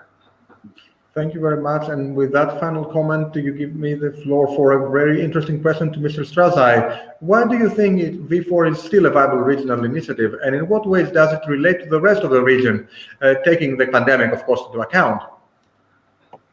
Well, I would also say that it is worth to mention that the Visegrad countries created the joint platform for the exchange of information regarding the COVID pandemics. This didn't happen during the first wave. Here, I have to say that the V4 platform was not the most important tool for coordination for the Visegrad countries. For instance, the Czech Republic and Slovakia actually coordinated better their activities with Poland in the spring of with Austria, in 2020. And after that, the V4 countries started to cooperate in a more closer way. And the result is the existence or the appearance of such a instrument that allows the exchange of information. Of course, the reason behind this instrument is to know is not to provide an exclusive basis for information or closed information. It is expected to complement the existing mechanism of WHO or the European Union. But this is still worth to mention it because it is closely related to the pandemics. This opens actually a few thoughts on the V4. Definitely, even in such trying times, the V4 has proved its viability. It has proved its efficiency. And I think this can also be demonstrated in other fields, in other areas, be it sectoral politics. I wouldn't definitely say that it is a purely political instrument, the V4. It is, I would use the image of the iceberg. Of course, on the top there are politicians, political leaders who are the most visible in the media and by the people. But under the surface, under the water, there is much substantial cooperation among experts, among different sectors and academia members. So this is really, this practical Visegrad is the essence of the Visegrad cooperation. And by mentioning Austria, I can also start mentioning the V4 Plus instrument, which is dedicated to the cooperation of non-V4 countries, if there are certain common grounds or joint interests for cooperation. So it is not an exclusive club, the V4. It is rather open, flexible initiative, which is, by the way, quite loosely or weakly institutionalized, which also allows different V4 countries to develop cooperation with other non-V4 countries or even groupings of countries. And I think Sebastian's focus, the Weimar Triangle, is exactly the example of this. Like Poland, besides having the presidency in the V4 currently, it can parallelly develop an extensive or intensive cooperation with both France and Germany. And the same applies to Slovakia, the Czech Republic, or Hungary. So it is an open model, the V4, it is an efficient model, and I think that it is a viable model which has the future. But one doesn't have to have, too high expectations from it. But on the other hand, it would be the mistake to undervalue the instrument, because it is very useful and profitable for the V4 countries, but not exclusively for them. Thank you very much, and I'd like to hold on that thought, and we'll definitely elaborate on V4 Plus, especially in regards to neighboring countries and Greece. But before that, I'd like to go back to Mr. Plosinik and to his initial statement. You mentioned Germany, and you said you have a really solid, some really solid thoughts on this one. So I'd like to ask you, and in what way and in what degree do you believe that Germany is responsible for competitiveness in the region? And especially, do you believe that the German model for competitiveness is adequate and fitting for the V4 area, or do you see some other alternatives? Okay, thank you. It is really hard to overestimate how important the German economy for our region is, right? If you look in the statistics of our countries, Germany is responsible for around 25 up to 35% of export of our economies, right? And this dependency is even more striking in the area of investment. Just if you take the Polish economy, so the inflow of the FDIs to Poland from Germany is about 35 billion euro, whereas in another direction is just 1 billion euro, right? So this asymmetry is pretty striking. But saying that, I wouldn't say Germany is not dependent on us, right? Because if you take the German statistics, it is also interesting to note that V4 altogether creates the most important export market for Germany. For example, United States is with slightly over 100 billion euro, the number one for Germany as an export market. China, 95 billion, France, 90 billion. But our V4 countries create a market of 140 billion euro for the German export. So it is pretty strong, pretty big economic power. Poland is now on the 5th place in the German statistics. So more important than Italy, more important than United Kingdom. And by this descriptive part, we must say that V4 and Germany create together a very successful economic cluster which is decisive also for Germany's competitiveness in the global market. And it helps our companies, in a way, to go through this gate to the global markets, to learn how to be competitive. Of course, this is there is a kind of side effect of this V4 Germany competitiveness, and I've heard about this many times from colleagues, for example, from Portugal or Spain. They said, well, Germany at a certain moment, it was mainly after the previous economic and financial crisis, redirected foreign investments from these countries to the V4 region. And now the second part of your question about the economic model. So if you look into the literature, Germany is considered to be the so-called coordinated market economy. So an economy which is a specialist in production of industrial goods, basing on mature technologies, not the absolutely top new radical innovations, but rather well-designed traditional technologies. And in this puzzle, we support Germany with our systems which are more liberal, more open, more flexible, and cheaper. We are kind of low-cost liberal market economy still, if we like it or not. And of course, our ambition would be to go up in this comparison, to become, for example, high-tech, innovative, liberal market economy. And in this way, we could create more balance with our relations with Germany. But this is a very tough task. This is a very difficult issue. Also because Germany is rather settling in our part of Europe production sites, but does not develop new technologies in our countries, in our locations. And the last sentence.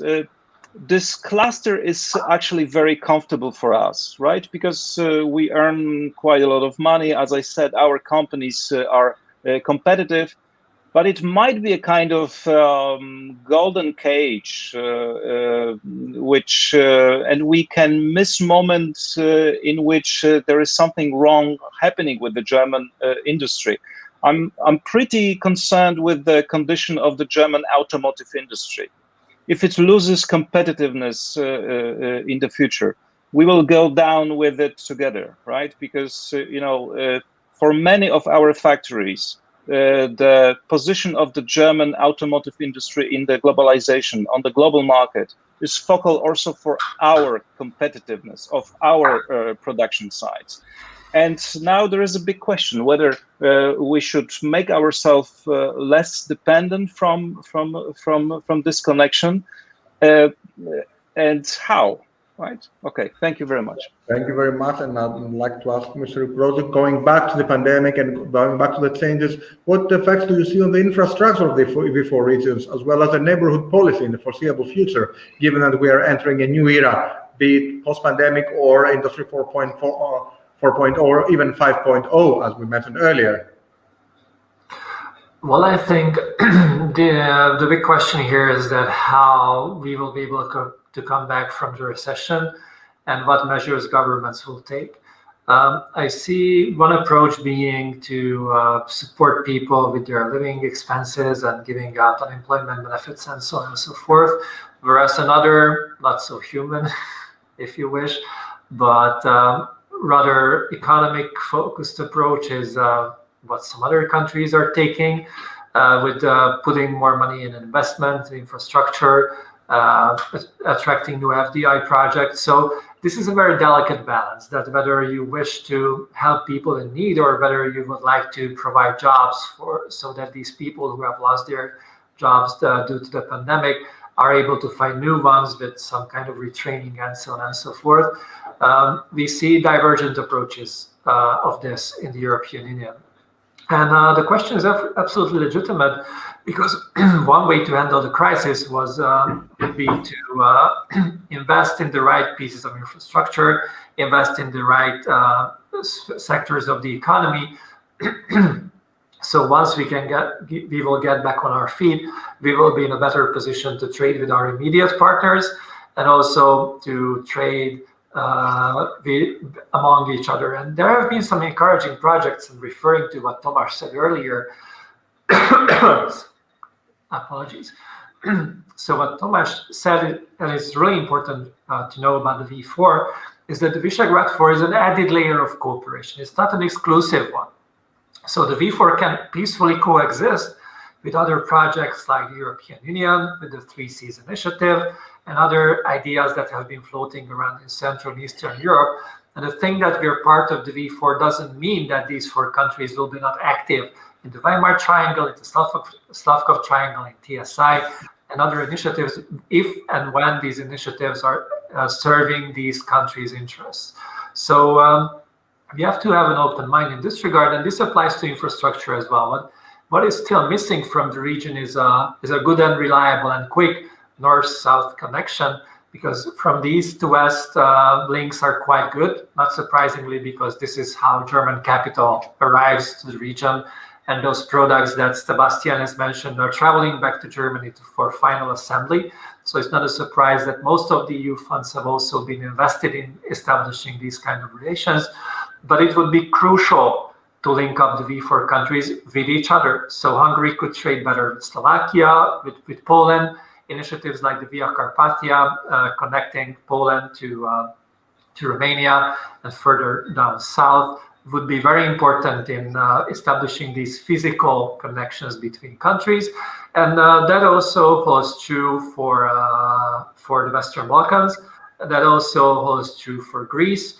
And we're seeing that there are some initiatives also by China to link up Greece with the European markets. And I think these kind of new routes could also be an opportunity for the V4 to expand to the neighborhood. And that doesn't only apply to the Western Balkans, it also applies to Ukraine and Belarus, countries where Poland has a major economic stake. Better physical connections with these countries would be crucial in order to preserve the competitive edge of the V4, but also to better integrate our immediate neighborhood, thus contributing to the economic stabilization of Europe's neighborhood, which at the end will also serve our physical security as well. Thank you very much on this one. And Mr. Strauss, I would like to get to you regarding the Recovery and Resilience Facility. You mentioned that in your initial presentation. It's on the top of the agenda, definitely for Greece, but I guess for most of the EU or Eurozone countries. And I'd like to ask you, how did we reach a consensus regarding the Recovery and Resilience Facility? We all remember what happened a few months ago. And what are the next steps in regards to the V4? Yes, we all, I would say, not only the V4 countries, but Greece and other EU countries were hit and are hit by the COVID pandemics. And just to provide you with one comparison, the previous economic crisis, 2009-2010 economic crisis, left Poland as the only EU country which didn't experience the decrease actually of its economy and the GDP.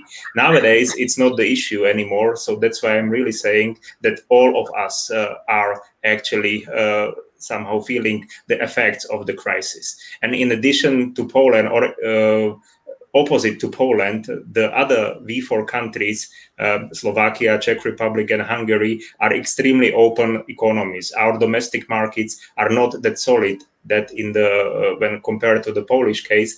So I really think that the cooperation is the only actually way how to survive this difficult situation and how to actually move to more growth-related, so to say, future.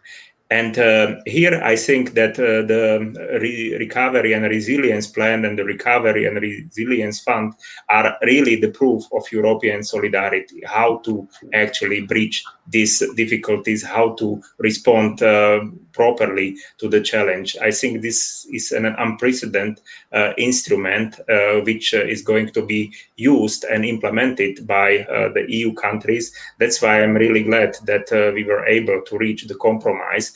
And from today's perspective, one would perhaps say that the result is more important than the way how we did reach the result. But still, some of us may remember the threat of veto by Poland and Hungary. Our friends from these countries know best the reasons why their political representations behaved in this way. However, I would say that the difference was mainly in the so to say, understanding of the rule of law mechanism, while Slovakia and the Czech Republic didn't have that severe objections towards the originally proposed idea by the European Union.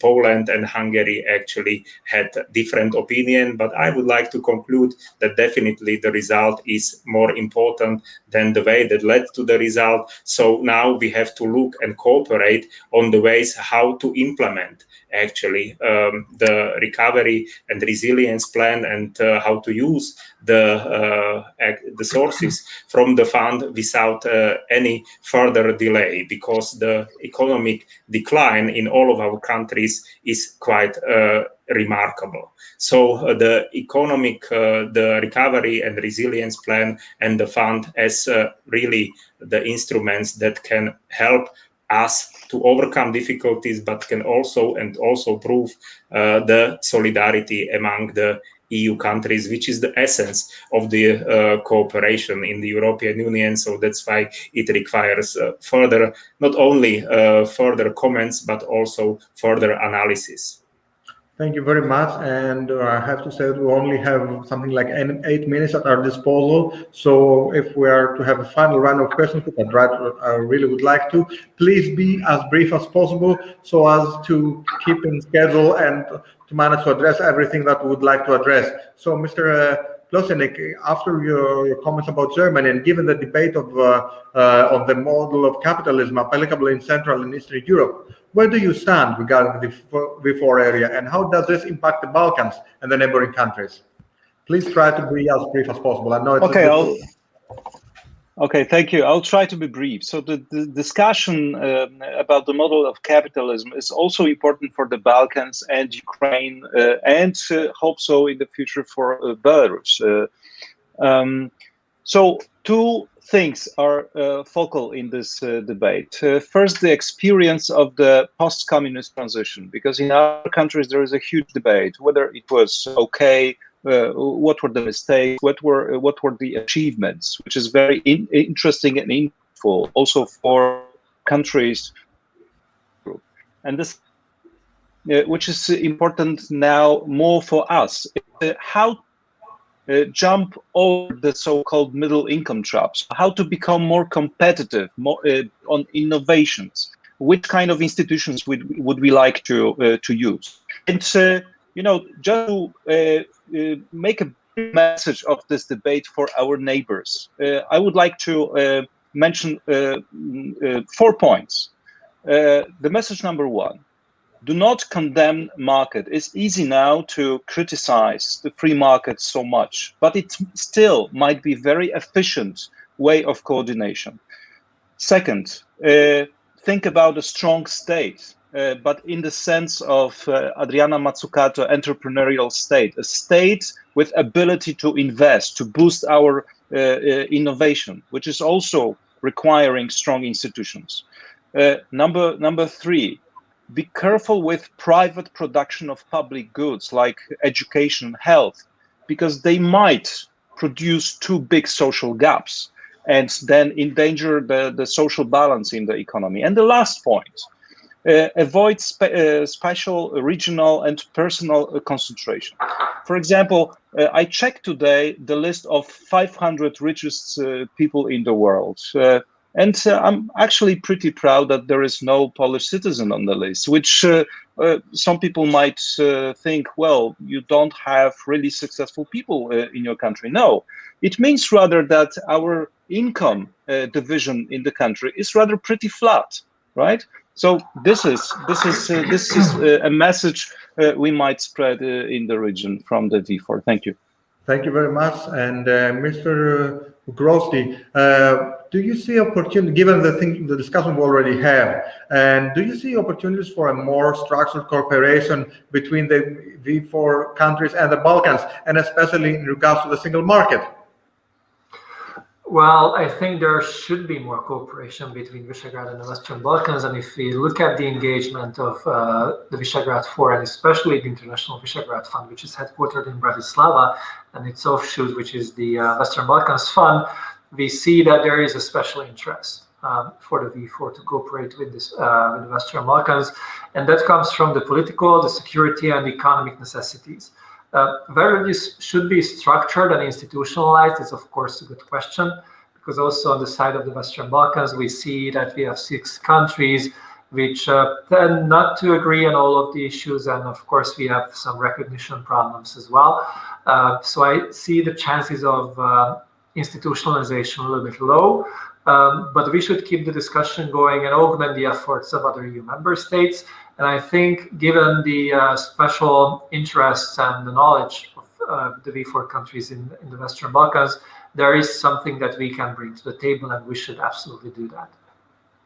Thank you very much, and hopefully this will happen in the future, because the more we cooperate, the better results we can get. And in the topic of cooperation, Mr. Strazai, I'd like you to give us some more insights on the V4 Plus format. This format aims to encompass neighboring countries, facilitating cooperation and mutual benefits. How does it work in practice? And given the fact that I'm Greek, in what ways does it relate, and in what ways is it relevant to Greece as a neighboring country? Well, as I said earlier, the Visegrad Group is an open concept, and so is the Visegrad Plus instrument, which not only focuses on the neighboring countries of the Visegrad Group, but also on some that are really remote, like Japan, for instance, or the Republic of Korea. So naturally, EU countries are the most usual suspects for cooperation in this format, and there have existed several forms of cooperation with the Benelux countries, with the Nordic countries, with the Eastern Partnership countries, or the Western Balkan countries.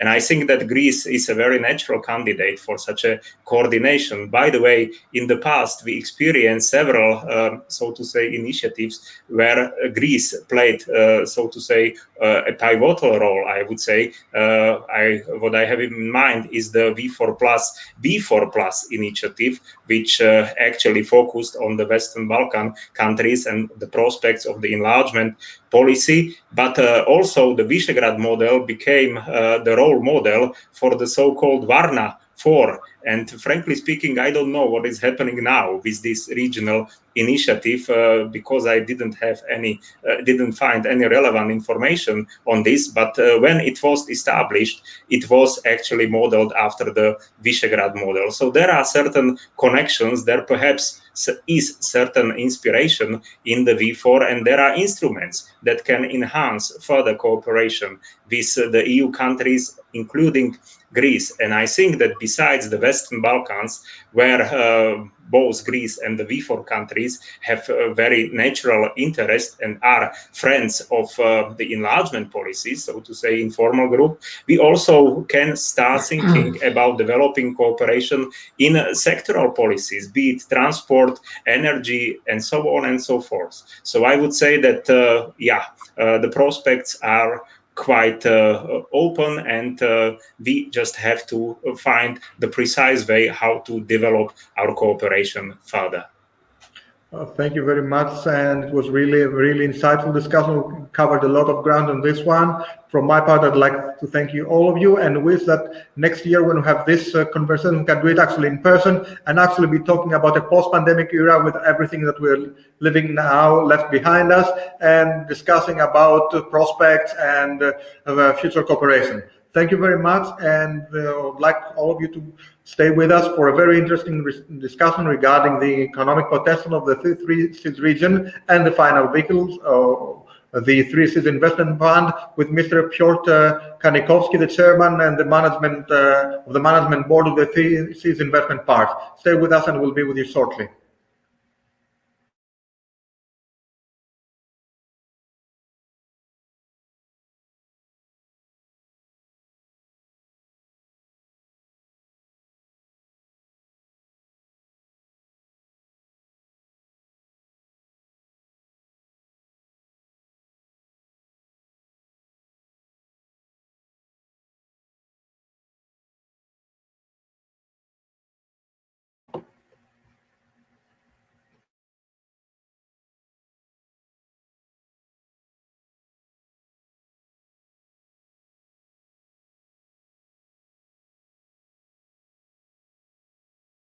Gentlemen, my name is Dimitris Pefanis. I'm the Director of Financial and Business Content and DPG Digital Media, and it's my honor to have with me Mr. Piotr Karnikowski, the Chairman of the Management Board of the 3Cs Investment Fund from Poland.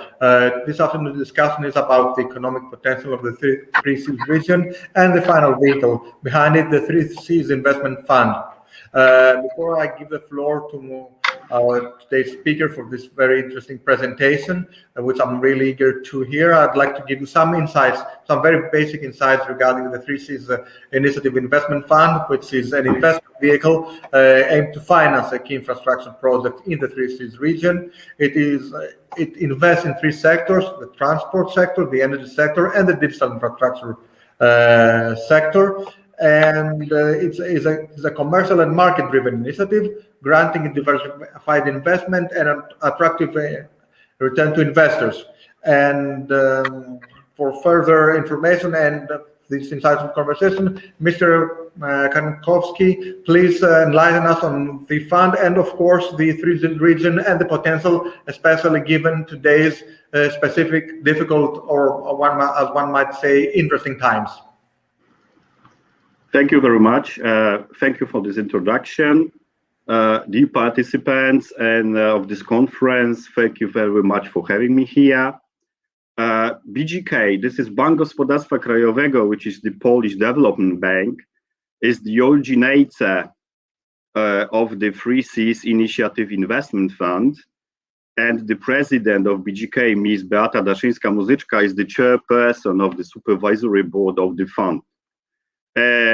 As due to some other earlier planned engagement, Ms. Beata Daszyńska-Muzyczka cannot address you directly, and I was asked by her to replace her as the chairman of the management board of the 3Cs Initiative Fund, and it's my pleasure to address you on her behalf. Ms. Daszyńska asked me to pass her greetings to you and say that we are honored to be invited to address this forum as a representative of the 3Cs Initiative Investment Fund. And before we started the presentation, let me start with saying that this invitation for us is a clear evidence that the 3Cs Initiative Fund has become a recognizable financial venture, not only in our region, but as well in the Central, Eastern, and Southern Europe. Also, the IMF report, the recently report that was put by the IMF on Central, Eastern, and Southern Europe, highlighted that this 3Cs fund is a venture that has a potential to address some infrastructure needs in the 3Cs region and potential in the future of this region. The mentioned IMF report states that though Central, Eastern, and Southern Europe have achieved significant economic growth in the last 3 decades, the region still lags behind the EU 15 countries in terms of the quantity and quality of infrastructure. The IMF confirms that many studies and reports have identified as infrastructure bottlenecks as key obstacles of this region faster convergence, and these reports also highlighted the need to increase the infrastructure investments and to improve connectivity within the region. And this is where the 3Cs initiative and the 3Cs Initiative Investment Fund come from. I will now switch to the presentation and show you how the fund was brought to life and what the main objectives of this initiative are.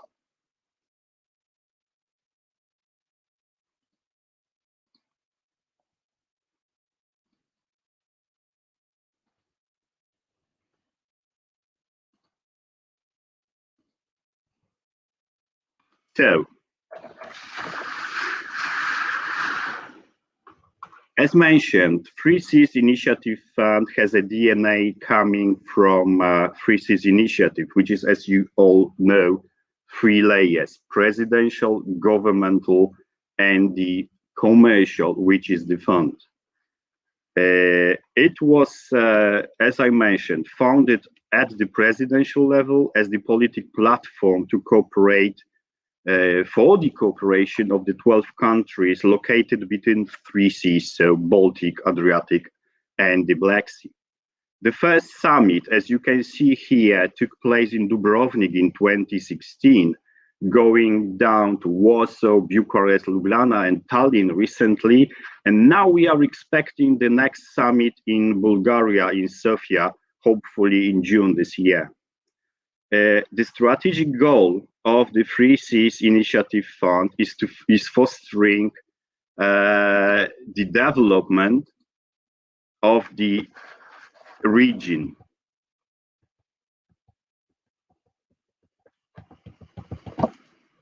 And Three Seas Initiative Fund aims to have a common voice at the European Commission and to initiate the mutual actions all together with the other funds coming from the EU. And of course, we are open for recommendation or cooperation directions are made at the presidential level, going down to the commercial level.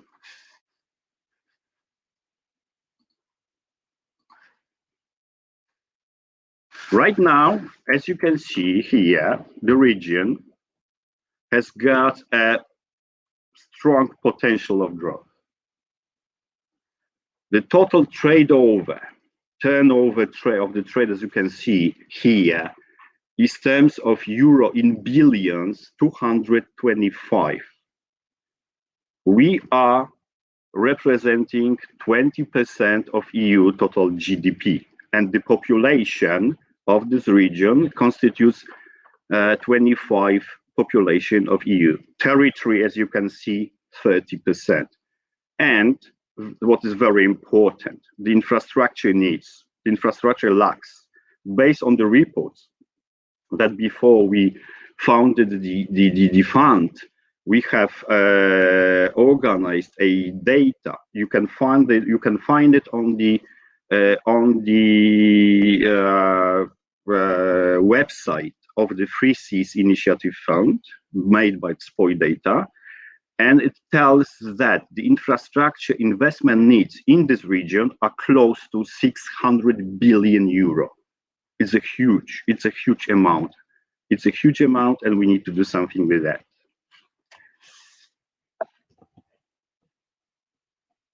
As you can see here, in terms of the topics that we are interested as the fund, in terms of roads, railroads, inland and maritime transport, airports, which is the transportation.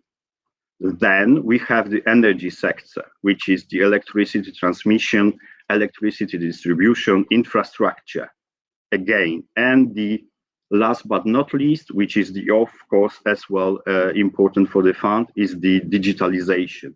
So telecommunication infrastructure and ICT infrastructure, still this creates this amount of 600 billion euro. Right now, the fund is 9 so-called shareholders. So the founders of the fund, which is right now you can see BGK, Exim Bank from Romania, Altum from Latvia, VIPA from Lithuania, SID Banka from Slovenia, BDB from Bulgaria. Estonia is represented by Ministry of Finance. There is HBO from Croatia, and we have, of course, the Exim Bank from Hungary. The fund, it is very important to highlight, it's created under international financial Luxembourg law. Can you imagine in this region, 12 countries, 12 different languages? It was very hard to find this platform to communicate, to cooperate. And we found that this is a typical investment fund based on the Luxembourg law. It operates fully on commercial basis. The Three Seas Initiative Investment Fund is not a grant. It's a commercial vehicle, and it needs to have a return and its commercial basis. Our ambition is to have the size in this fund of the 3 to 5 billion euro. Of course, compared to the previous slide, when I showed you the potential needs of this region being 600 billion euro, this is the drop in the ocean. But we need to start from somewhere. And it's very important, the founders, as you can see, the developing institutions from different countries that are shareholders, we are open to all the other shareholders, meaning the international institution funds like the EIB, EBRD, IMF, American DFC, and the other private institutions. We mean the financial institutions from all over the world. The structure of the fund right now is a typical structure of the Luxembourg fund. So you can the shareholders representing on top in the supervisory board, down the management board, and the bodies that are supervisors that are hired by the fund that are operating in a typical terms. What is very important, this is on the left-hand side of the slide, the manager, it's the Fuchs from the Luxembourg, and we really carefully selected an independent international company to act as the fund's investment advisor, which is here Amber Infrastructure Group. Amber is responsible for searching, evaluating, and preparing the fund investments projects, same as the fundraising. So they are representing for us all over the world in collecting the money from private investors to the fund. This is very important. This is we believe this is the success of the fund if the private investors will join us in this project. Very important here on this slide, on the left, down below, is the investment committee. Decisions are taken here by the independent investment committee, which is taking decision on investments. So apart from the developing and the banks and institutions that are creating the fund and the putting money into fund, this is very important, the decisions, as this is the investment and commercial basis projection vehicle. Investments are taking on the independent decisions from the independent investment committee. In the coming months, the fund will continue its efforts to build a diversified investment portfolio. We believe that the fund will soon be engaged in various projects from energy, as we showed you that what we are looking at: energy, transport, digitalization. And let me conclude saying with that, the fund is not competitive venture to any existing and new EU cooperation formats and programs. We are just doing with them. As well, this is very important, it's not competitive even to V4 initiative that we are talking here.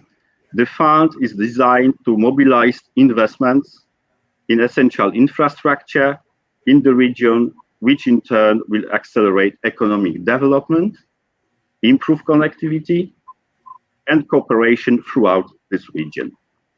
Thank you very much. Thank you very much. It was really, thank you very much, Mr. Kankowski. It was a very insightful presentation regarding the fund. I wish we had time for more questions, but as your presentation more or less covered all the most important topics that we were interested in, and I'd like to give the floor to Mr. Haris Loudopoulos for our next presentation, for our next panel regarding combating climate change, a joint free effort to modernize economies. Thank you very much for watching and looking forward to our next panel.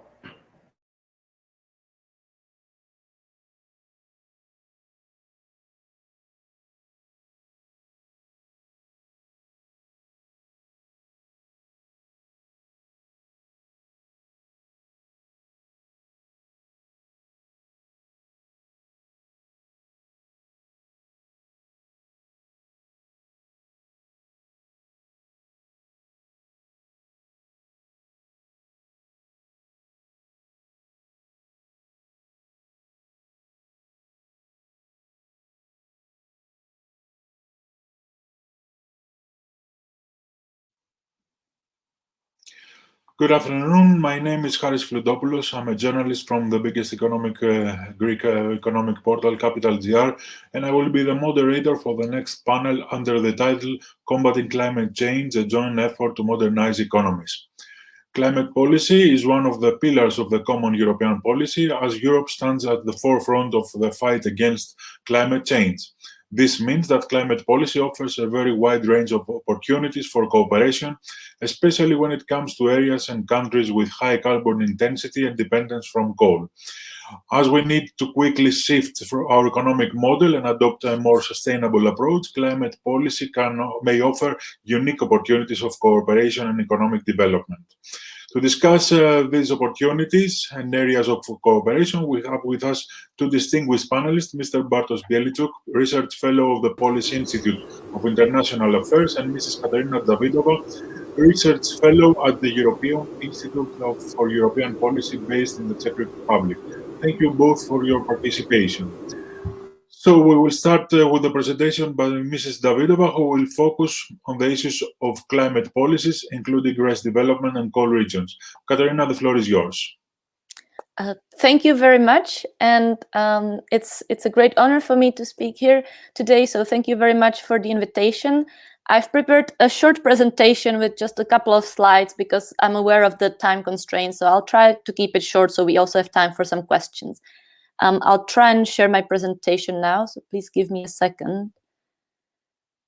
Okay, so in my presentation, I would just like to look at the V4 and how they're performing in climate policy and especially in renewable energy development. Unfortunately, what we probably all know and are aware of, the fact is that the V4 region is quite lagging behind the rest of the EU when it comes to developing renewable energy sources. When we look at this graph from Ember think tank, we see that from the year 2010 up until today, some European countries have had a really staggering growth of renewable energy deployment, whereas all the V4 countries are below the EU average. So there hasn't been as much of renewable energy development as there could be. I will perhaps get to it later, but the problem isn't really the fact that we wouldn't have the, let's say, the potential, the technical solutions for it. It's mostly the setup of the climate policies in our countries. And before I go further, I would just also like to draw your attention to the fact that while I'm talking about the V4, there's obviously a distinction between the individual countries, and when it comes to energy, energy mixes and the sources of emissions in these four countries, it quite differs. So, for example, in the Czech Republic and Poland, it is obviously coal that is most responsible for emissions, whereas in Slovakia, it's mostly industries. And Hungary actually doesn't have that many emitting industries or energy sectors. So there are definitely some differences, and we shouldn't bundle these four countries together too much because they are all very specific and individual. So now we've seen this picture of the past developments of renewable energy, and now we look at what is planned for the next 10 years in the so-called national energy and climate plans of the European countries.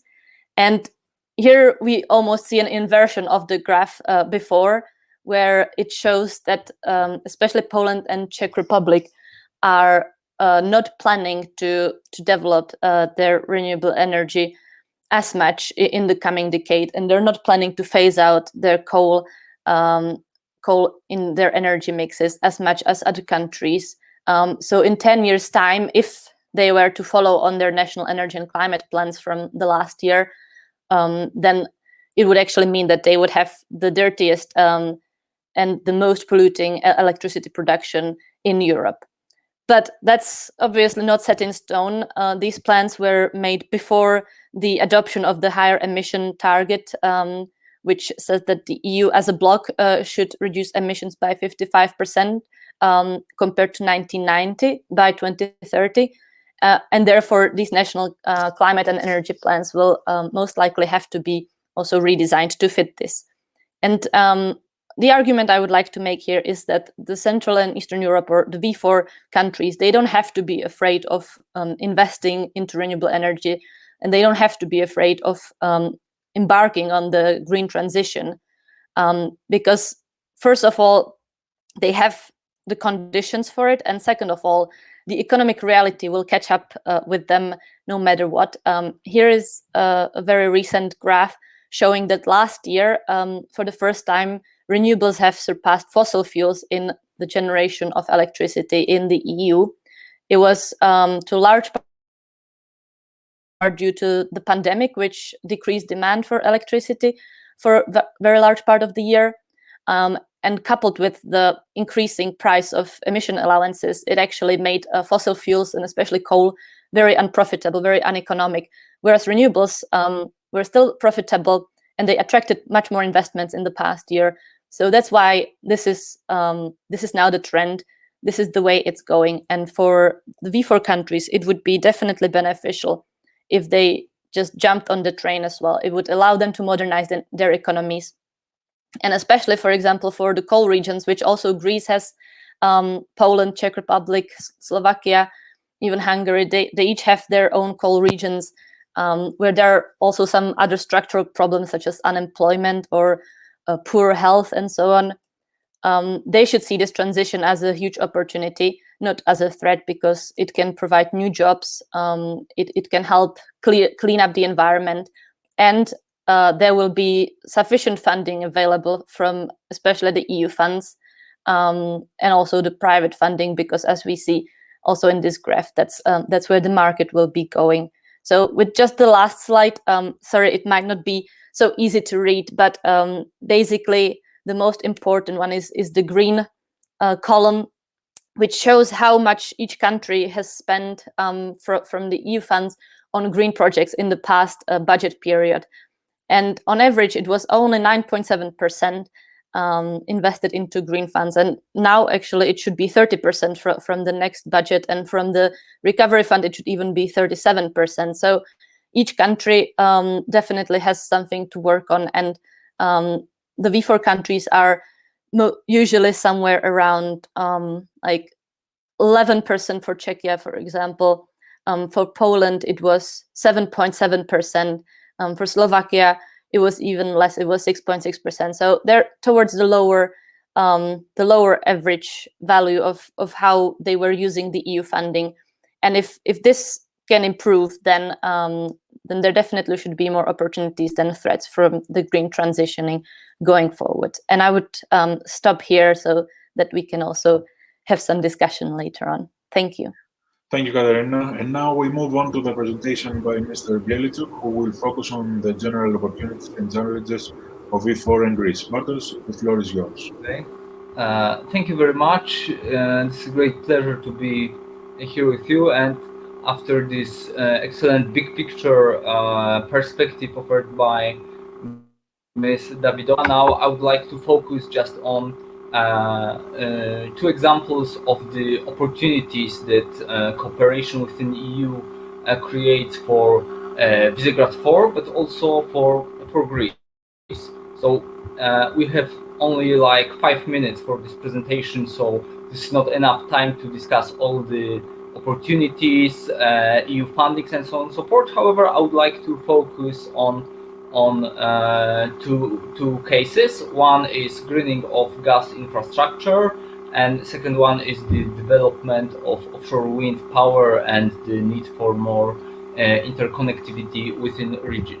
And I would like to start with gas infrastructure and the natural gas market, because in fact this is a good example to show the similarities and differences within V4 group, because we might differ on some political issues like importing natural gas from Russia. However, looking at this from the taking this big picture perspective, we can see a lot of similarities and a lot of common interest between V4 countries. And as you can see from this table, the consumption of natural gas in the recent year increased in the whole V4 group. and also these countries pursued some ambitious natural gas investments. They were in some cases they were connected to national energy security, like Baltic pipeline in case of Poland, or to more interconnectivity to build common regional gas market, like interconnections between V4 countries. And in fact, these similarities prevail. We have the common goal of creating secure, competitive regional gas market.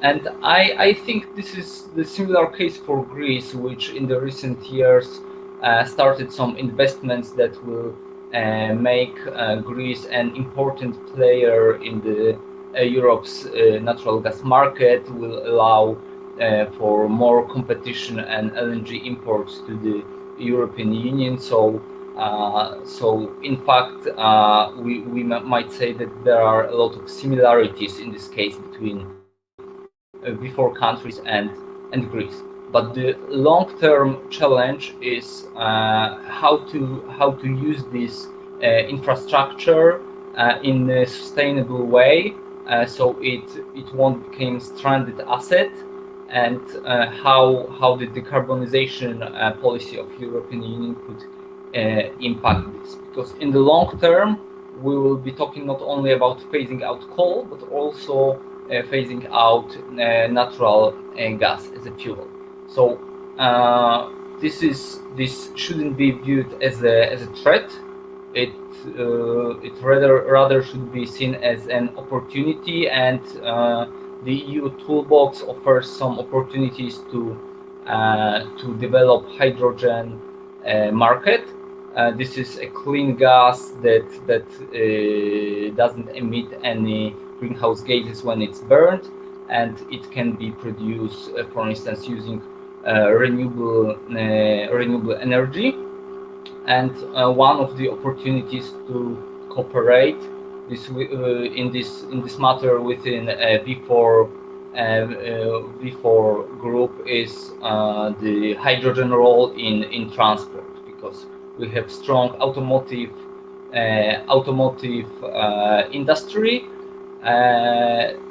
EU pushes for electromobility, and this industry also develops in the region. However, there will be some niche for cooperation on hydrogen mobility, for using hydrogen as a fuel in, for instance, public transport in the cities. And the existing natural gas infrastructure will help to advance this cooperation. On the other hand, while we probably will focus on the road and train transport within V4, then Greece will face the challenge of decarbonizing its maritime transport. So here again, hydrogen might be a really great opportunity to decarbonize, and some kind of cooperation in the transport sector to share some good practices or technological know-how might be possible. Also, this year we'll have a discussion within EU about the guarantees of origin for hydrogen. The green hydrogen from the renewables, of course, will play a major role. However, all V4 countries except for Poland have some nuclear power capacities, so probably Czechia, Slovakia, and Hungary will be interested in using also nuclear power in this decarbonization effort to produce some hydrogen. And Poland is currently planning to build its first nuclear power plant, so maybe there will be some opportunities to have a discussion also with Greece about the common vision of the future of hydrogen in the EU. And Another case that I want to discuss is the development of wind energy in EU, more specifically offshore wind, because as we can see from this assessment of wind Europe, Baltic Sea and Mediterranean has a significant potential for the development of the offshore wind energy. Okay, but what does offshore wind energy has to do with the V4 countries which are landlocked? In fact, this is just part of bigger picture, because here you can see that Poland and as well as Greece has ambitious plan to develop offshore wind. However, this development is also associated with the huge investments in the interconnectivity within the region, and in the coming decades, as European Commission, according to European Commission estimates, around 800 billion of euros will be invested into development of offshore wind, and 2/3 of this sum will be used for developing interconnections between countries. So it offers huge opportunities. Also will have significant funds for smart grids development, energy storage, and for instance, power to hydrogen projects. So all these projects and investments that are induced by development of wind energy mean also opportunities for cooperation, for instance, in research and development. And in fact, there are plenty of platforms or tools for cooperation. One of them is EU Renewable Energy Financing Mechanism and contributing and hosting countries, which mean that even landlocked country might contribute to the renewable project, like offshore wind farm, and then the renewable energy produced there will be accounted for the country that is investing in this, even if it's landlocked. On the other hand, we have also a lot of funding for research and development. For instance, for European Battery Alliance, we have also regional cooperation bodies like Central and Southeastern Europe Energy Connectivity Group, and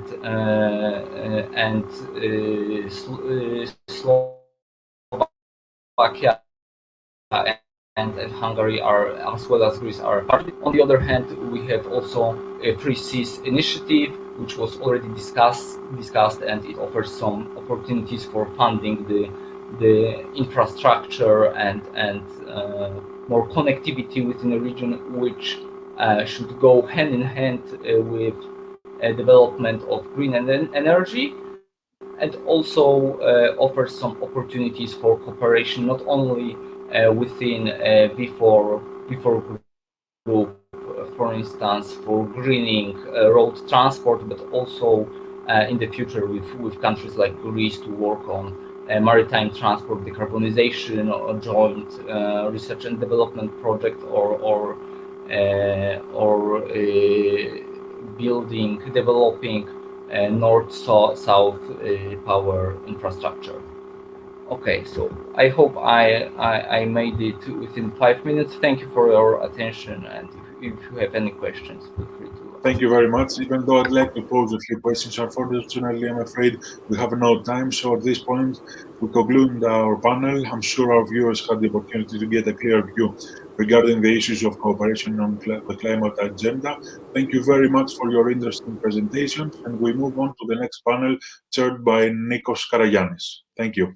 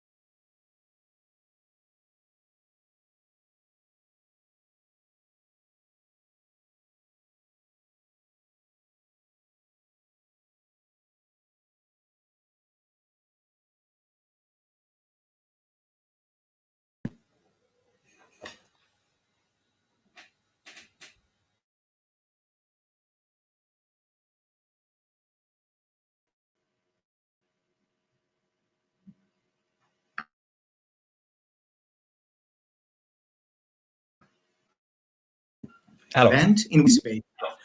I'm Nikos Karagiannis, journalist, owner of the ipodomes.com website, and the moderator of this panel.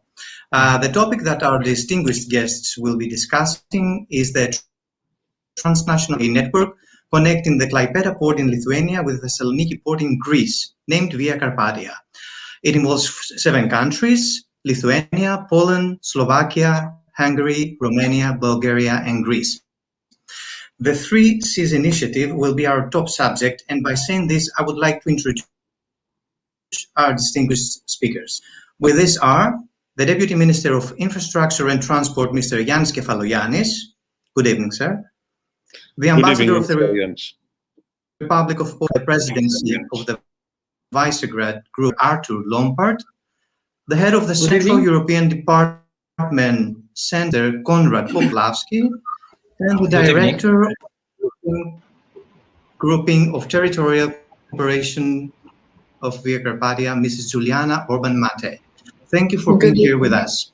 So we have less than an hour to cover this remarkably interesting topic. So without wasting any further time, our speakers will give their opening statements, and then we will have the engaging discussion. So, Mr. Kefalogiannis, the floor is yours. Thank you, Mr. Karagiannis. Good evening to all. First, I would like to thank you for the invitation and congratulate you on the excellent organization. In spite of the difficult conditions that the pandemic has created for all of us, it is really important to have virtual events like this, as they can contribute very substantially to the public debate. In-depth cooperation and enhanced communication between Greece and the countries of Central and Southeastern Europe is an issue of a high priority regarding our national transport policy. The Hellenic Ministry of Infrastructure and Transport acknowledges the multiple benefits of multimodality, which is an appropriate tool for serving the objectives of sustainable mobility in the context of an integration of all transport modes within the EU transport system. Consequently, the promotion of intermodal transport through the implementation of targeted measures is a key goal.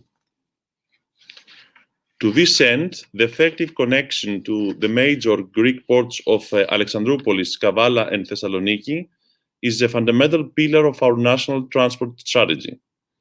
The primary aim is the further exploitation of the potential of the 3 leading ports of northern Greece. The ports in question are expected to become main gateways, which will accommodate the freight flows between, on the one hand, China and Southeastern Asia, and on the other hand, Central Europe. The upgrade of the 3 nodes of northern Greece will also have a positive impact on the supply chain, as they will serve as logistic hubs, which could yield financial and, at the latter stage, political benefits, not only for Greece, but also for the countries of Southeastern Europe. A modern, large-scale freight village is going to be established in Thessaloniki in the coming years. In this framework, the Hellenic Ministry of Infrastructure and Transport has drawn up a far-reaching investment plan regarding the development of the national transport infrastructure. We fully recognize and share the substantial added value of the Trans-European Transport Network, TEN-T, and the core network corridors. The TEN-T is the main instrument of the EU transport infrastructure policy, which contributes to a large extent to multimodality and the modal shift, in line with recent EU initiatives such as the European Green Deal and the Sustainable and Smart Mobility Strategy.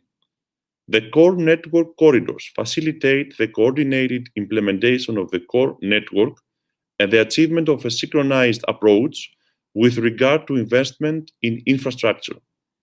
Greece participates in the Orient-East Med core network corridor, which may be considered the backbone of the comprehensive national transport infrastructure policy, as well as an essential cross-border coordination platform. Furthermore, as concerns the EU funding tools, the level of maturity which has been reached enables their efficient use, as well as the attainment of the defined objectives.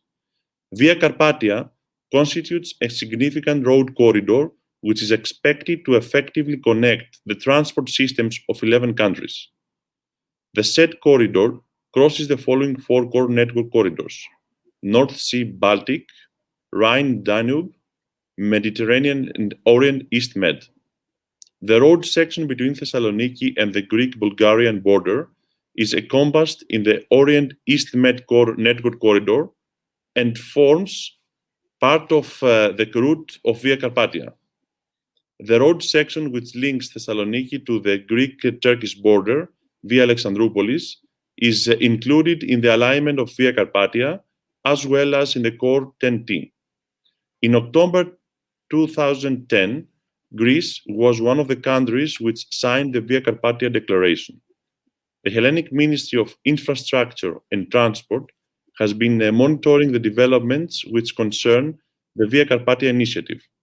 Via Carpathia stretches on the north-south axis between the Baltic, Aegean, and Black Seas and aims to actively contribute to the economic and territorial cohesion of the European Union. The said road corridor forms a strategic interconnection which has a critical socio-economic and political dimension with respect to the further development of the wider Balkan region. 7 EU member states which participate in the Via Carpathia project are also involved in the 3 Seas initiative, which is of particular importance. The 3 Seas platform has a much broader scope than Via Carpathia, as it covers the transport, digital, and energy sectors, while it also pursues similar objectives, such as indicatively the connectivity and economic growth on a larger scale. We would like to express our support to the 3 Seas initiative, as well as our intention to participate in the summit, which will take place in Bulgaria in June 2021 as observers. Thank you for your attention. Thank you very much, Mr. Deputy Minister. It seems that Greece, by supporting the 3 Seas initiative, gives added value to this common effort. I'll get back to you, but now it's time to give the floor to the Ambassador of Poland, Mr. Artur Lompart, to give us a glimpse of the whole concept. Mr. Ambassador, you may begin. Thank you very much. Well, I'm a great fan of history, so let me say something about the roots of 3 Seas initiative and the Via Carpathia. First, we must describe the general situation of the Central European countries faced after almost 50 years of communist regime. Our part of Europe had no such opportunities of economic and social development as countries of Western Europe. In the 1990s, economy collapsed, and Poland and other countries had to find the ways of economic recovery. We did it, and the economic transformation was in general a success. Social costs were terrible.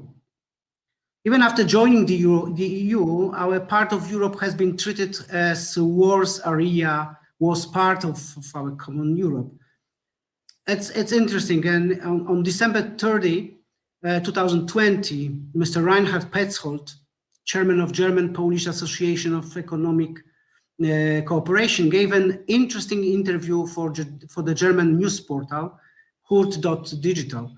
He explained perfectly the position that Poland, but also other countries, other Central European countries had in the minds of other European partners. Mr. Petzold said, let me cite, "We built Poland as a country of the cheap labor force. Germans contributed very much to changes in Poland to show that they would be beneficial for us." 17 years after accession of our region to the European Union, the time to change it has come. That's why the 3 Seas initiative project has been set up by 12 countries of the region. We are trying to promote and develop the 3 Seas initiative, being convinced that this is something that could speed up the economic development of in our region. I think we all agree that in our part of Europe, we still have serious gaps in terms of transport, energy, digital infrastructure. And that is a serious barrier preventing us from fully realizing our economic potential. And these are the facts, confirmed by serious independent institutions such as the International Monetary Fund in its recent report. The 3 Seas region is a great place for successful and mutually beneficial transatlantic cooperation. Recent years have clearly shown that relations between the European Union and the USA very much need this kind of spheres of positive cooperation. The 3 Seas initiative is primarily aimed at improving connectivity among EU members, because it's a European Union project, members of the European Union, and therefore aims to increase unity and cohesion within the Union.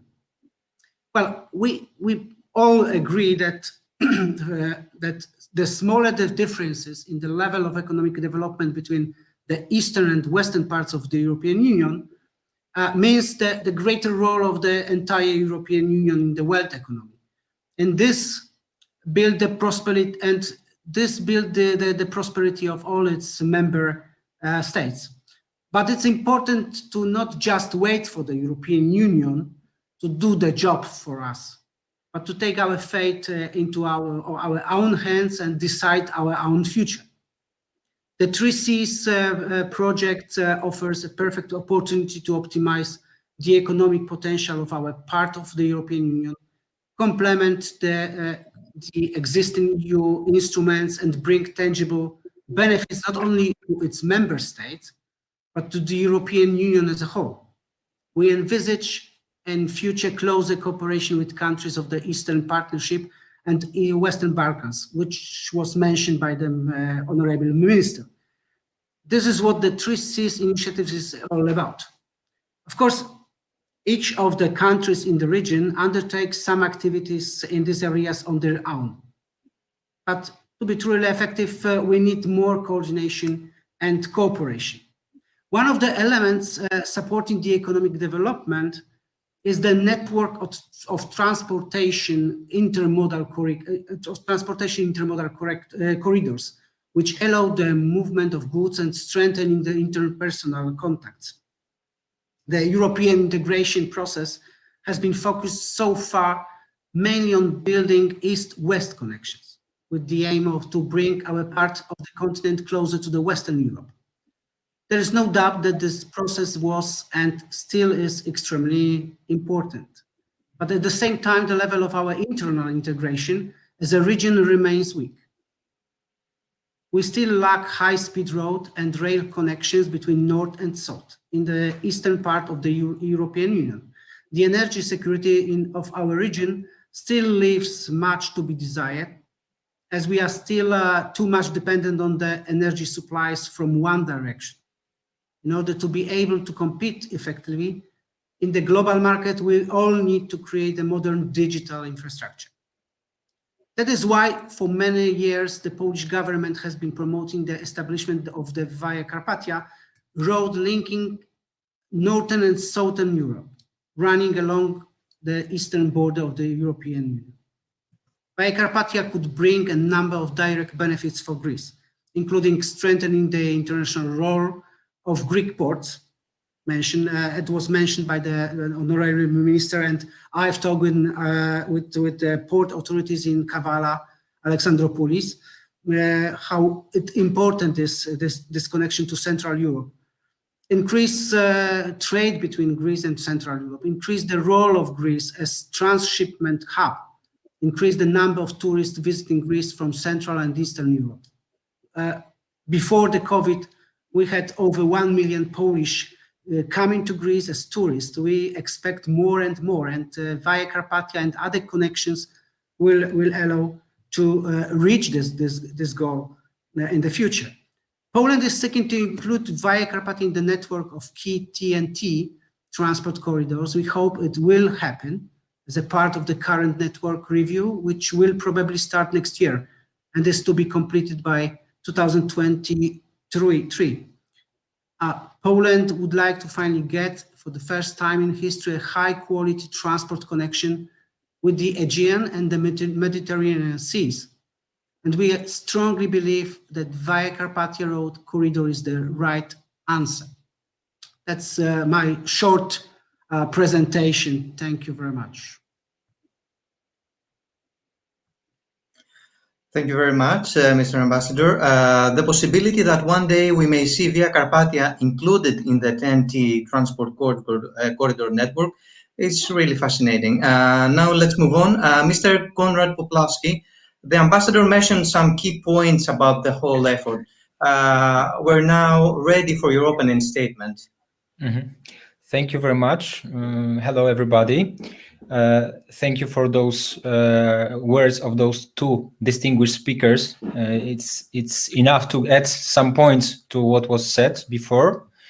So let me start from one thing. I would like firstly to describe the position of Central Europe. We are, as Mr. Ambassador rightly said, we were countries, member states, which accessed the EU quite late. But we, since beginning, we were trying to influence the EU agenda. First, we tried to fight to defend the solidarity model of the EU by in the negotiating of multi-annual financial framework, when we're always founding partners of the so-called cohesion clubs. Because we strongly believe that only cohesion and also spatial cohesion is something that guarantees the success of the whole EU community and not only of some parts of Europe. And right now we see that EU mechanisms, EU institutions, they are not always driving to sustainable growth and growth balance in the whole Europe. We see so-called phenomenon of middle income trap. It's not so difficult to develop from being a poor country to a middle income country, because it's just easy to take advantage of the simple reserves of human capital and create good conditions for investments, for manufacturing investments. But it's much more difficult to become a high-income country, to become one of the centers, growth centers of Europe. We saw it actually in the last decade in the Southern Europe, when only in 2008 we thought that Spain, Portugal, also Greece, they are already high-income countries, that they model of growth is actually leading them to become for long term, in the long term, the high-income countries, but it gets stuck later on. And we see it also in Central Europe, and we see that actually the region, the middle-income countries inside the EU, cannot just copy the solutions which are in the West. We should also have our saying how the community should develop further. And one thing which is quite visible, what is barrier for our growth, is actually lack of this spatial cohesion.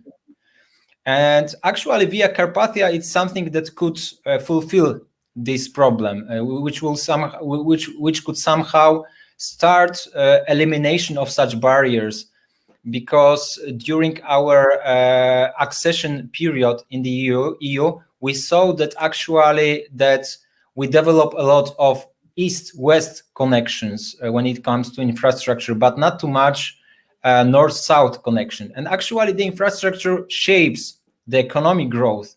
And right now the economic development is structured that actually growth center inside the EU, they are in the Western Europe, because the infrastructure goes to the West. Why sometimes we cannot, for example, cooperate together between Greek and Polish companies to make some good products and sell them in the East, in the West? Very often it's reversed.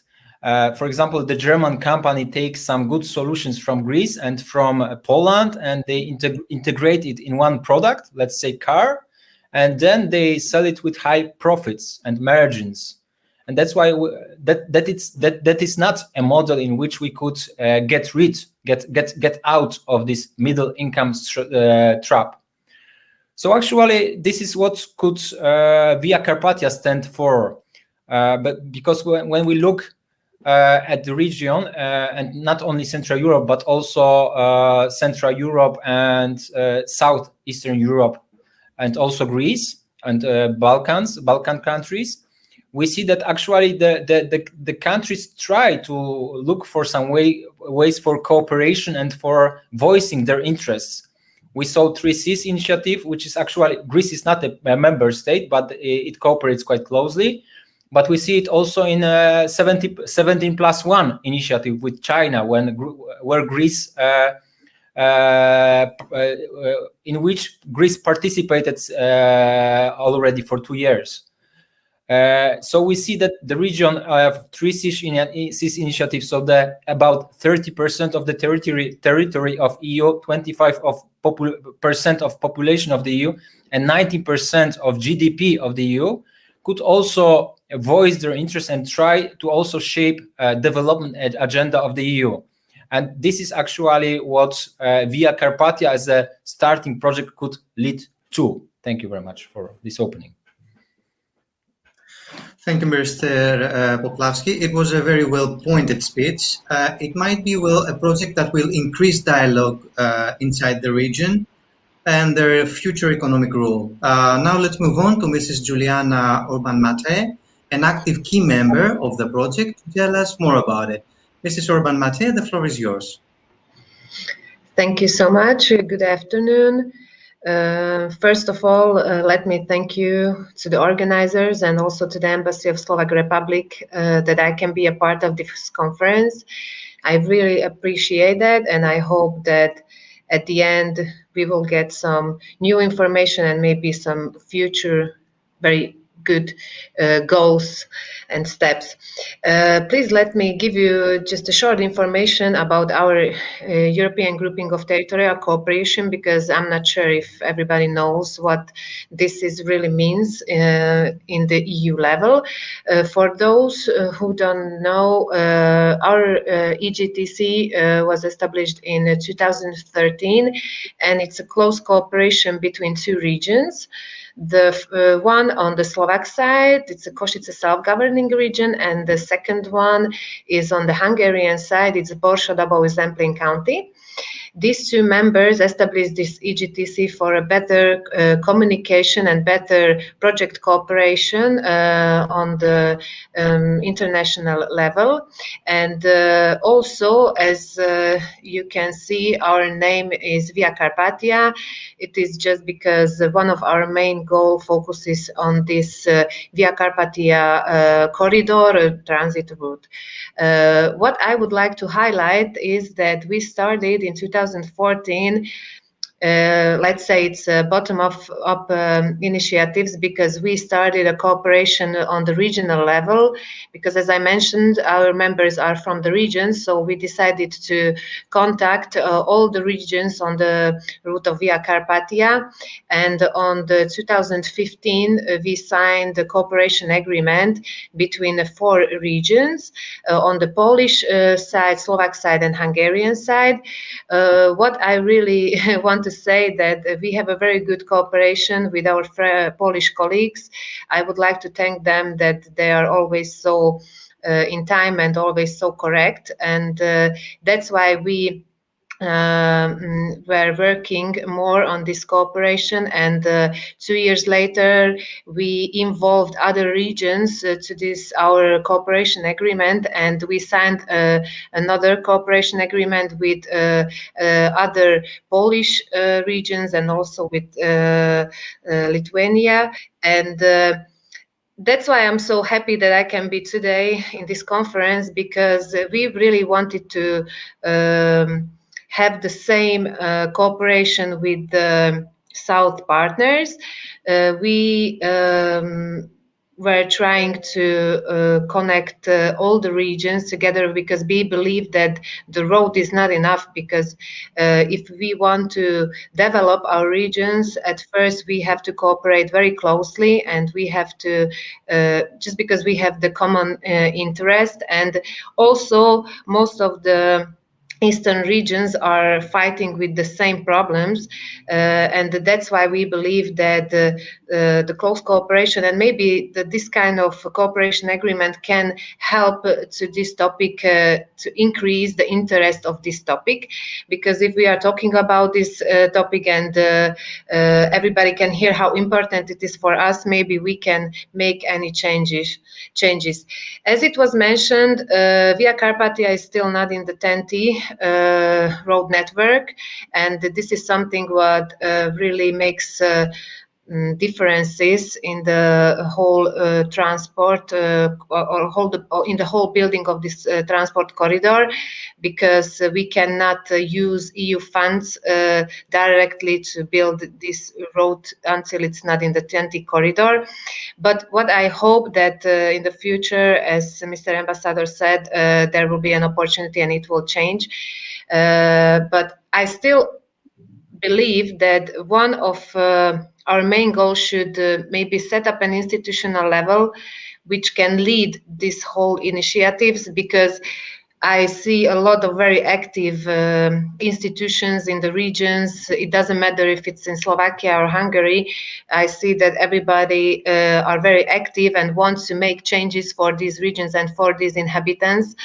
And that's why I believe that maybe if we would be able to set up an institutional framework which can work very actively, maybe on a monthly or 2-monthly basis, it will be also like a signal for the EU level that we are able to do something together, and it is not just about some soft elements, but also for it's helping with the infrastructure of the whole road. I think that our members and also our partners in this topic are very active, just because I think that everybody wants to have a successful region, successful inhabitants, and successful nation. And I believe that this is our main goal, to be like empathic with those who have to traveling a lot because they can find a job in the region where they are living. This is like a daily base reality for lots of Eastern Europeans, because they are traveling to the lots of kilometers to get to the work. And just to give you an example, because I am from Košice, Slovakia, and if I have conferences, for example, in Rzeszów in Poland, it is not that far. It's like 150 kilometers, but it's always takes more than 3.5 hours to get there. And it means that you can just imagine how the roads are in Slovakia and also in Poland. Lots of vehicles, lots of cars, and it's very difficult to get there. And if you compare it with other regions, if you say somewhere that 150 kilometers, it's like nothing. But in these regions, yes, it is a difficult way how to get to a conference, to a meeting, to a job. It doesn't matter where. And also, it is something what is important for the investors, because if we are talking about how to develop our region, how to develop our it doesn't matter which kind of industry, they will always ask how they can get there, how easy it is to get there. It doesn't matter if it's an environment topic or in innovation. It's always a task, and I think that we should solve them together. And if there would be an opportunity, we always will be a part of a close cooperation, because we believe that we should have all the same opportunities. And maybe just, I don't want to have a long speech. Maybe there will be a better space for discussion. But I've been in 2018 in Washington with 3Cs initiatives. It was a very good activity, and we saw a lot of opportunities how we can cooperate. But still, it's now 2021, and we see that we have to be more active, we have to cooperate more, and maybe it would be better to create an institutional level, as I already mentioned, and how to put this better, and to give like a good example for the EU level, how we can cooperate on the eastern part of Europe too. So maybe just a short information from my side, and I'm here for any question. Thank you so much. So there is a lot to be done. I'm sorry, I can. There is a lot to be done. So we don't have much time, so let's discuss a bit further about what we have heard so far. Mr. Kefalogiannis, how would the 3Cs initiative benefit Greece and the greater region of the Balkans in the sector of transport? Thank you, Mr. Karagiannis, for the question. As I said before, the Hellenic Ministry of Transport and Infrastructure has been examining the multi-phased framework of the 3Cs initiative with a view to identifying the possibilities of the involvement of Greece. And at this stage, further elaboration is required. The 3Cs initiative focuses on the north-south axis from the Baltic Sea to the Adriatic Sea and the Black Sea. The said transport infrastructure corridor could potentially be reinforced with a connection to the Aegean seaports, and more specifically, as a next step, emphasis could be placed on the evaluation of possible transport infrastructure projects, which could boost multimodal transport and generate mutual benefits for Greece, the Greater Balkan region, and Central Europe. And in particular, the shift to sustainable mobility should be accelerated, taking into account the necessity of development of a multimodal network marked by seamless flows and synergies. How important is the interconnection to the Visegrad countries for Greece? As already pointed out, Greece participates in the Orient-East Med Core Network Corridor, as well as the Rail Freight Corridor Orient-East Med. The alignment of those major transport corridors is marked by an obvious strategic importance, as it ensures effective interconnection between Greece and the three of the countries of the Visegrad Group, namely the Czech Republic, Hungary, and Slovakia, via countries of Southeastern Europe. The said corridors also provide links to other main EU transport corridors, thus playing a vital role in sustainable growth. And in this framework, the four countries should strengthen their joint efforts to further deepen the relevant cooperation in the field of the transport corridors, which constitute a crucial component of our common vision of a coherent multimodal transport network between Greece and the Visegrad countries. Thank you. Thank you very much. Mr. Lombard, what are the benefits to other countries of participating in the 3Cs initiative? Well, Honorable Minister mentioned something about the Via Carpathia and TNT. TNT is very important for whole Europe, the trans-European routes. And in my opinion, we hope that it will be possible to create Via Carpathia as a TNT in the future. It is important because Ms. Juliana has had very important topic, mentioned very important topic. I mean, not only Via Carpathia as a transportation route, a road for trucks, but also as a connector for connection for the people. And roads via Carpathia among them build direct connection between people in different countries. So now, coming back to your question, what Via Carpathia means for the countries of the region? Well, more investments, more business opportunities, more tourists, and more possibilities to travel and to develop local economies. Because you can build the national economy, fine, but the national economies are built from the grassroots, from the small businesses, enterprises in small villages and towns. So it is important to strengthen this medium and small and medium enterprises on the route on the sides of roads, just like roads like Via Carpathia, for example.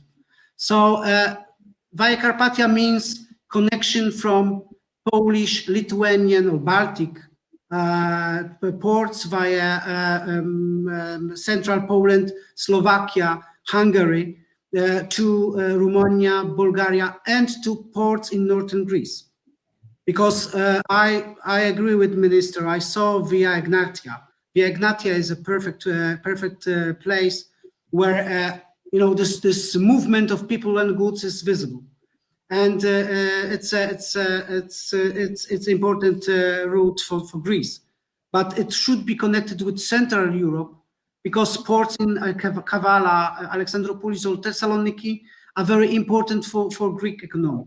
So to offer Greek goods and Greek transshipment to Central Europe, it's necessary to connect Greece with Central Europe via Carpathia and through 3 Seas initiatives in the future, of course. So Via Carpathia not only connects trucks and vehicles, it also connects people. That's your key point. Yeah. Can the 3 Seas initiative threaten the unity of the EU? Do you think it's possible? No, that's not threaten the unity of the European Union. No, 3 Seas initiative is a project to speed up development of our region. Because as I said, for many countries in Western Europe, we were a region for raw materials and cheap labor force. Poland lost over 2 million people who left Poland after joining the European Union. Baltic states lost more people in percentage of the population than us. But still, we want to change the economic or development model of our part of Europe. And Via Carpathia, 3 Seas initiative, their project will strengthen the European Union, not to weaken it. Because Europe is Europe. Europe is one. And all parts of the European Union should be developed equally, and to attract more regions and more business opportunities from outside the European Union. Excellent. Let's move on. Mr. Poplavsky, what is the economic meaning of the 3 Seas initiative for Central and Eastern Europe? Thank you for this question. I would say that 3 Seas initiative has shown, especially recently, that it was quite far-looking project and quite future-looking project, future-oriented project, because we see it right now. We started our dialogue and economic and talking about economic integration already about 5 years ago. And we see actually right now that this need for economic integration emerges, because we see it especially right now during the pandemic that it's not enough. For example, as it is often in Central Europe, to deliver goods from Asia to Central Europe through West European ports, because sometimes there are congestions or traffic congestions in these ports, and we don't get our goods. And in this way, we could get out of supply chains and get a real economic losses. And actually, we see that if we try to look at the region as a macro region, as a whole, trying to improve its investment attractiveness, we could benefit from such process as near and back shoring, because many experts like McKinsey Institute predict that right now, after the pandemic, we will see more interest of managers and companies in security of supplies. Cost will be also important, but first of all, it will be important not to have disruptions in supply chains, because otherwise you could be easily out of business and stop the whole process of manufacturing of some goods if the whole supply chain collapses even for 1 week, as we see right now in chip production in Asia. Second, we see that right now, after Brexit, the conditions in the European Union change. We see much more dominance of big countries like France and Germany, and maybe there is a need to make a little counterbalance of more, I would say, market-oriented countries of Central Europe, because not all the solutions which are tailor-made for the largest countries are good also for countries of small and medium size. So maybe this dialogue about our economic prospects and about our needs, it's also important. And we actually made this way with energy, because in 2010-8, we also were in the world where actually Central Europe was very dependent on one supplier of gas, and that was not too good, because it was the region was prone to some disruptions in supply of gas. And right now we are invested in the last decade, we invested a lot in energy diversification, building new gas pipelines. And right now the region is much more independent and sure when it comes to this resource. So we would like to go also with other parts of economic in this way. And maybe last point, we see also that actually a new Green Deal, which actually favors multimodal transport, especially trains, it's also a chance for us, because we were very focused in the last years in the road transport, but we see that competitiveness of this mode of transport could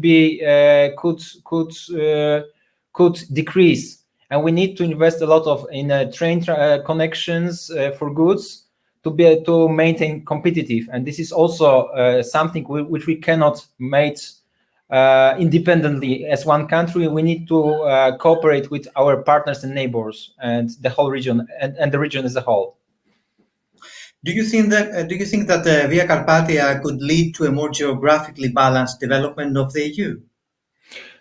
I strongly believe it could be, but only if we treat it as a starting point. That it will be a project that will herald a new thinking in this part of Europe, and we will think about future and building more train connections and also more digital infrastructure.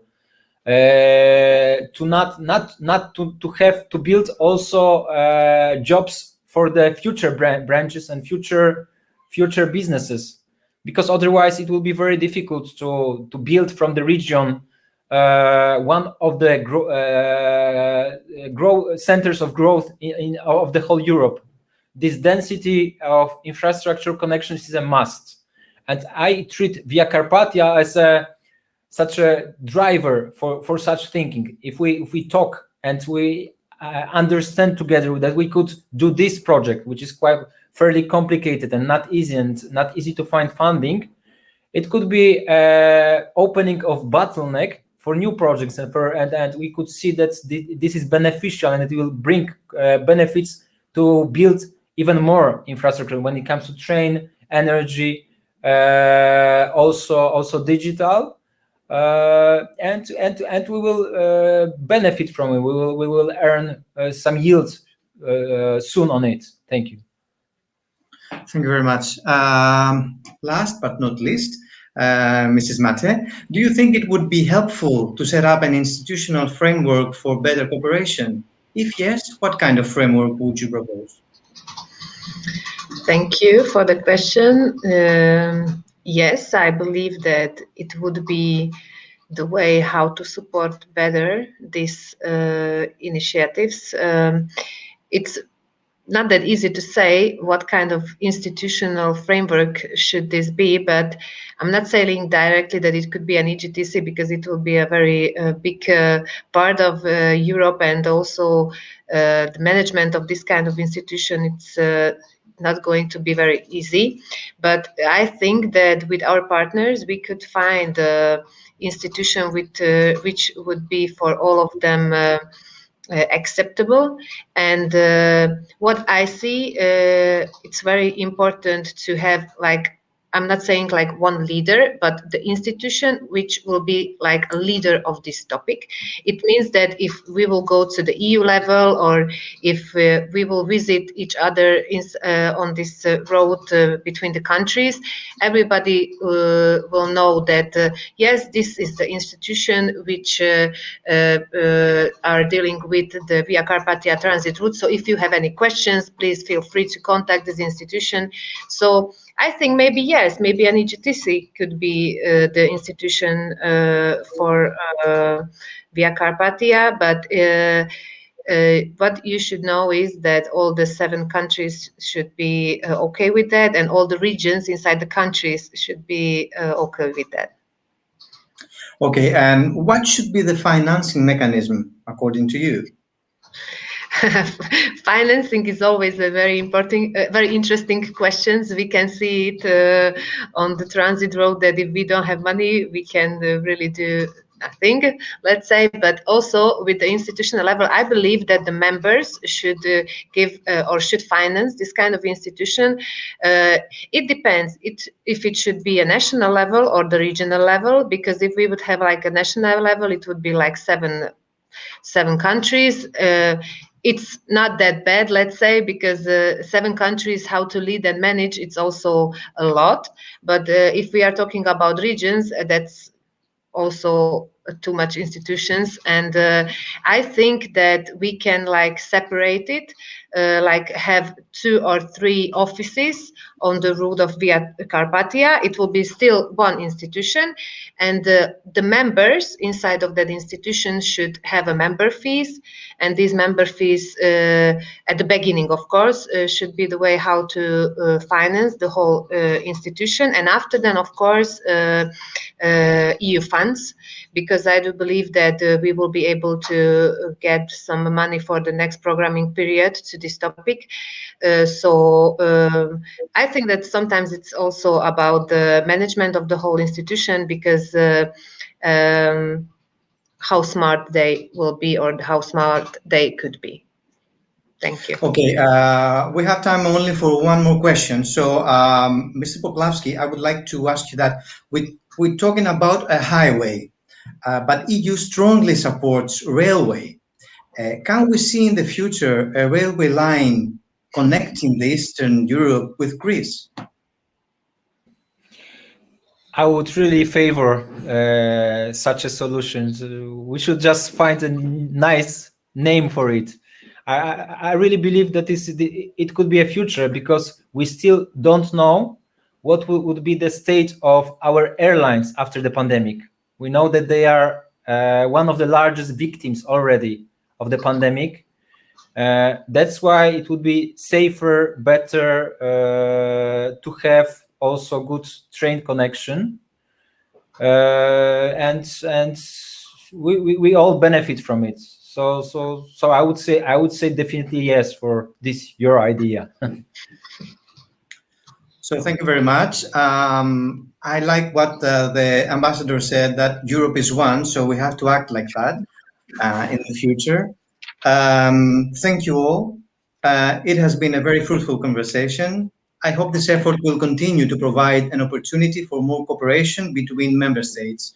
The post-corona era will begin soon, so emblematic projects like Via Carpathia might be a boost for the economic development of the entire region. Thank you all for being here with us. I would also like to say a closing remark that even under these extraordinary circumstances, there is undeniably space to discuss and exchange ideas, knowledge for our common future. So on behalf of the Delphi Economic Forum, I would like to thank you. Our next appointment will be in May at the main event, where many distinguished guests from the Visegrad Group will continue this interesting topic. Thank you very much for following this event. It was a pleasure. I wish you all a pleasant evening.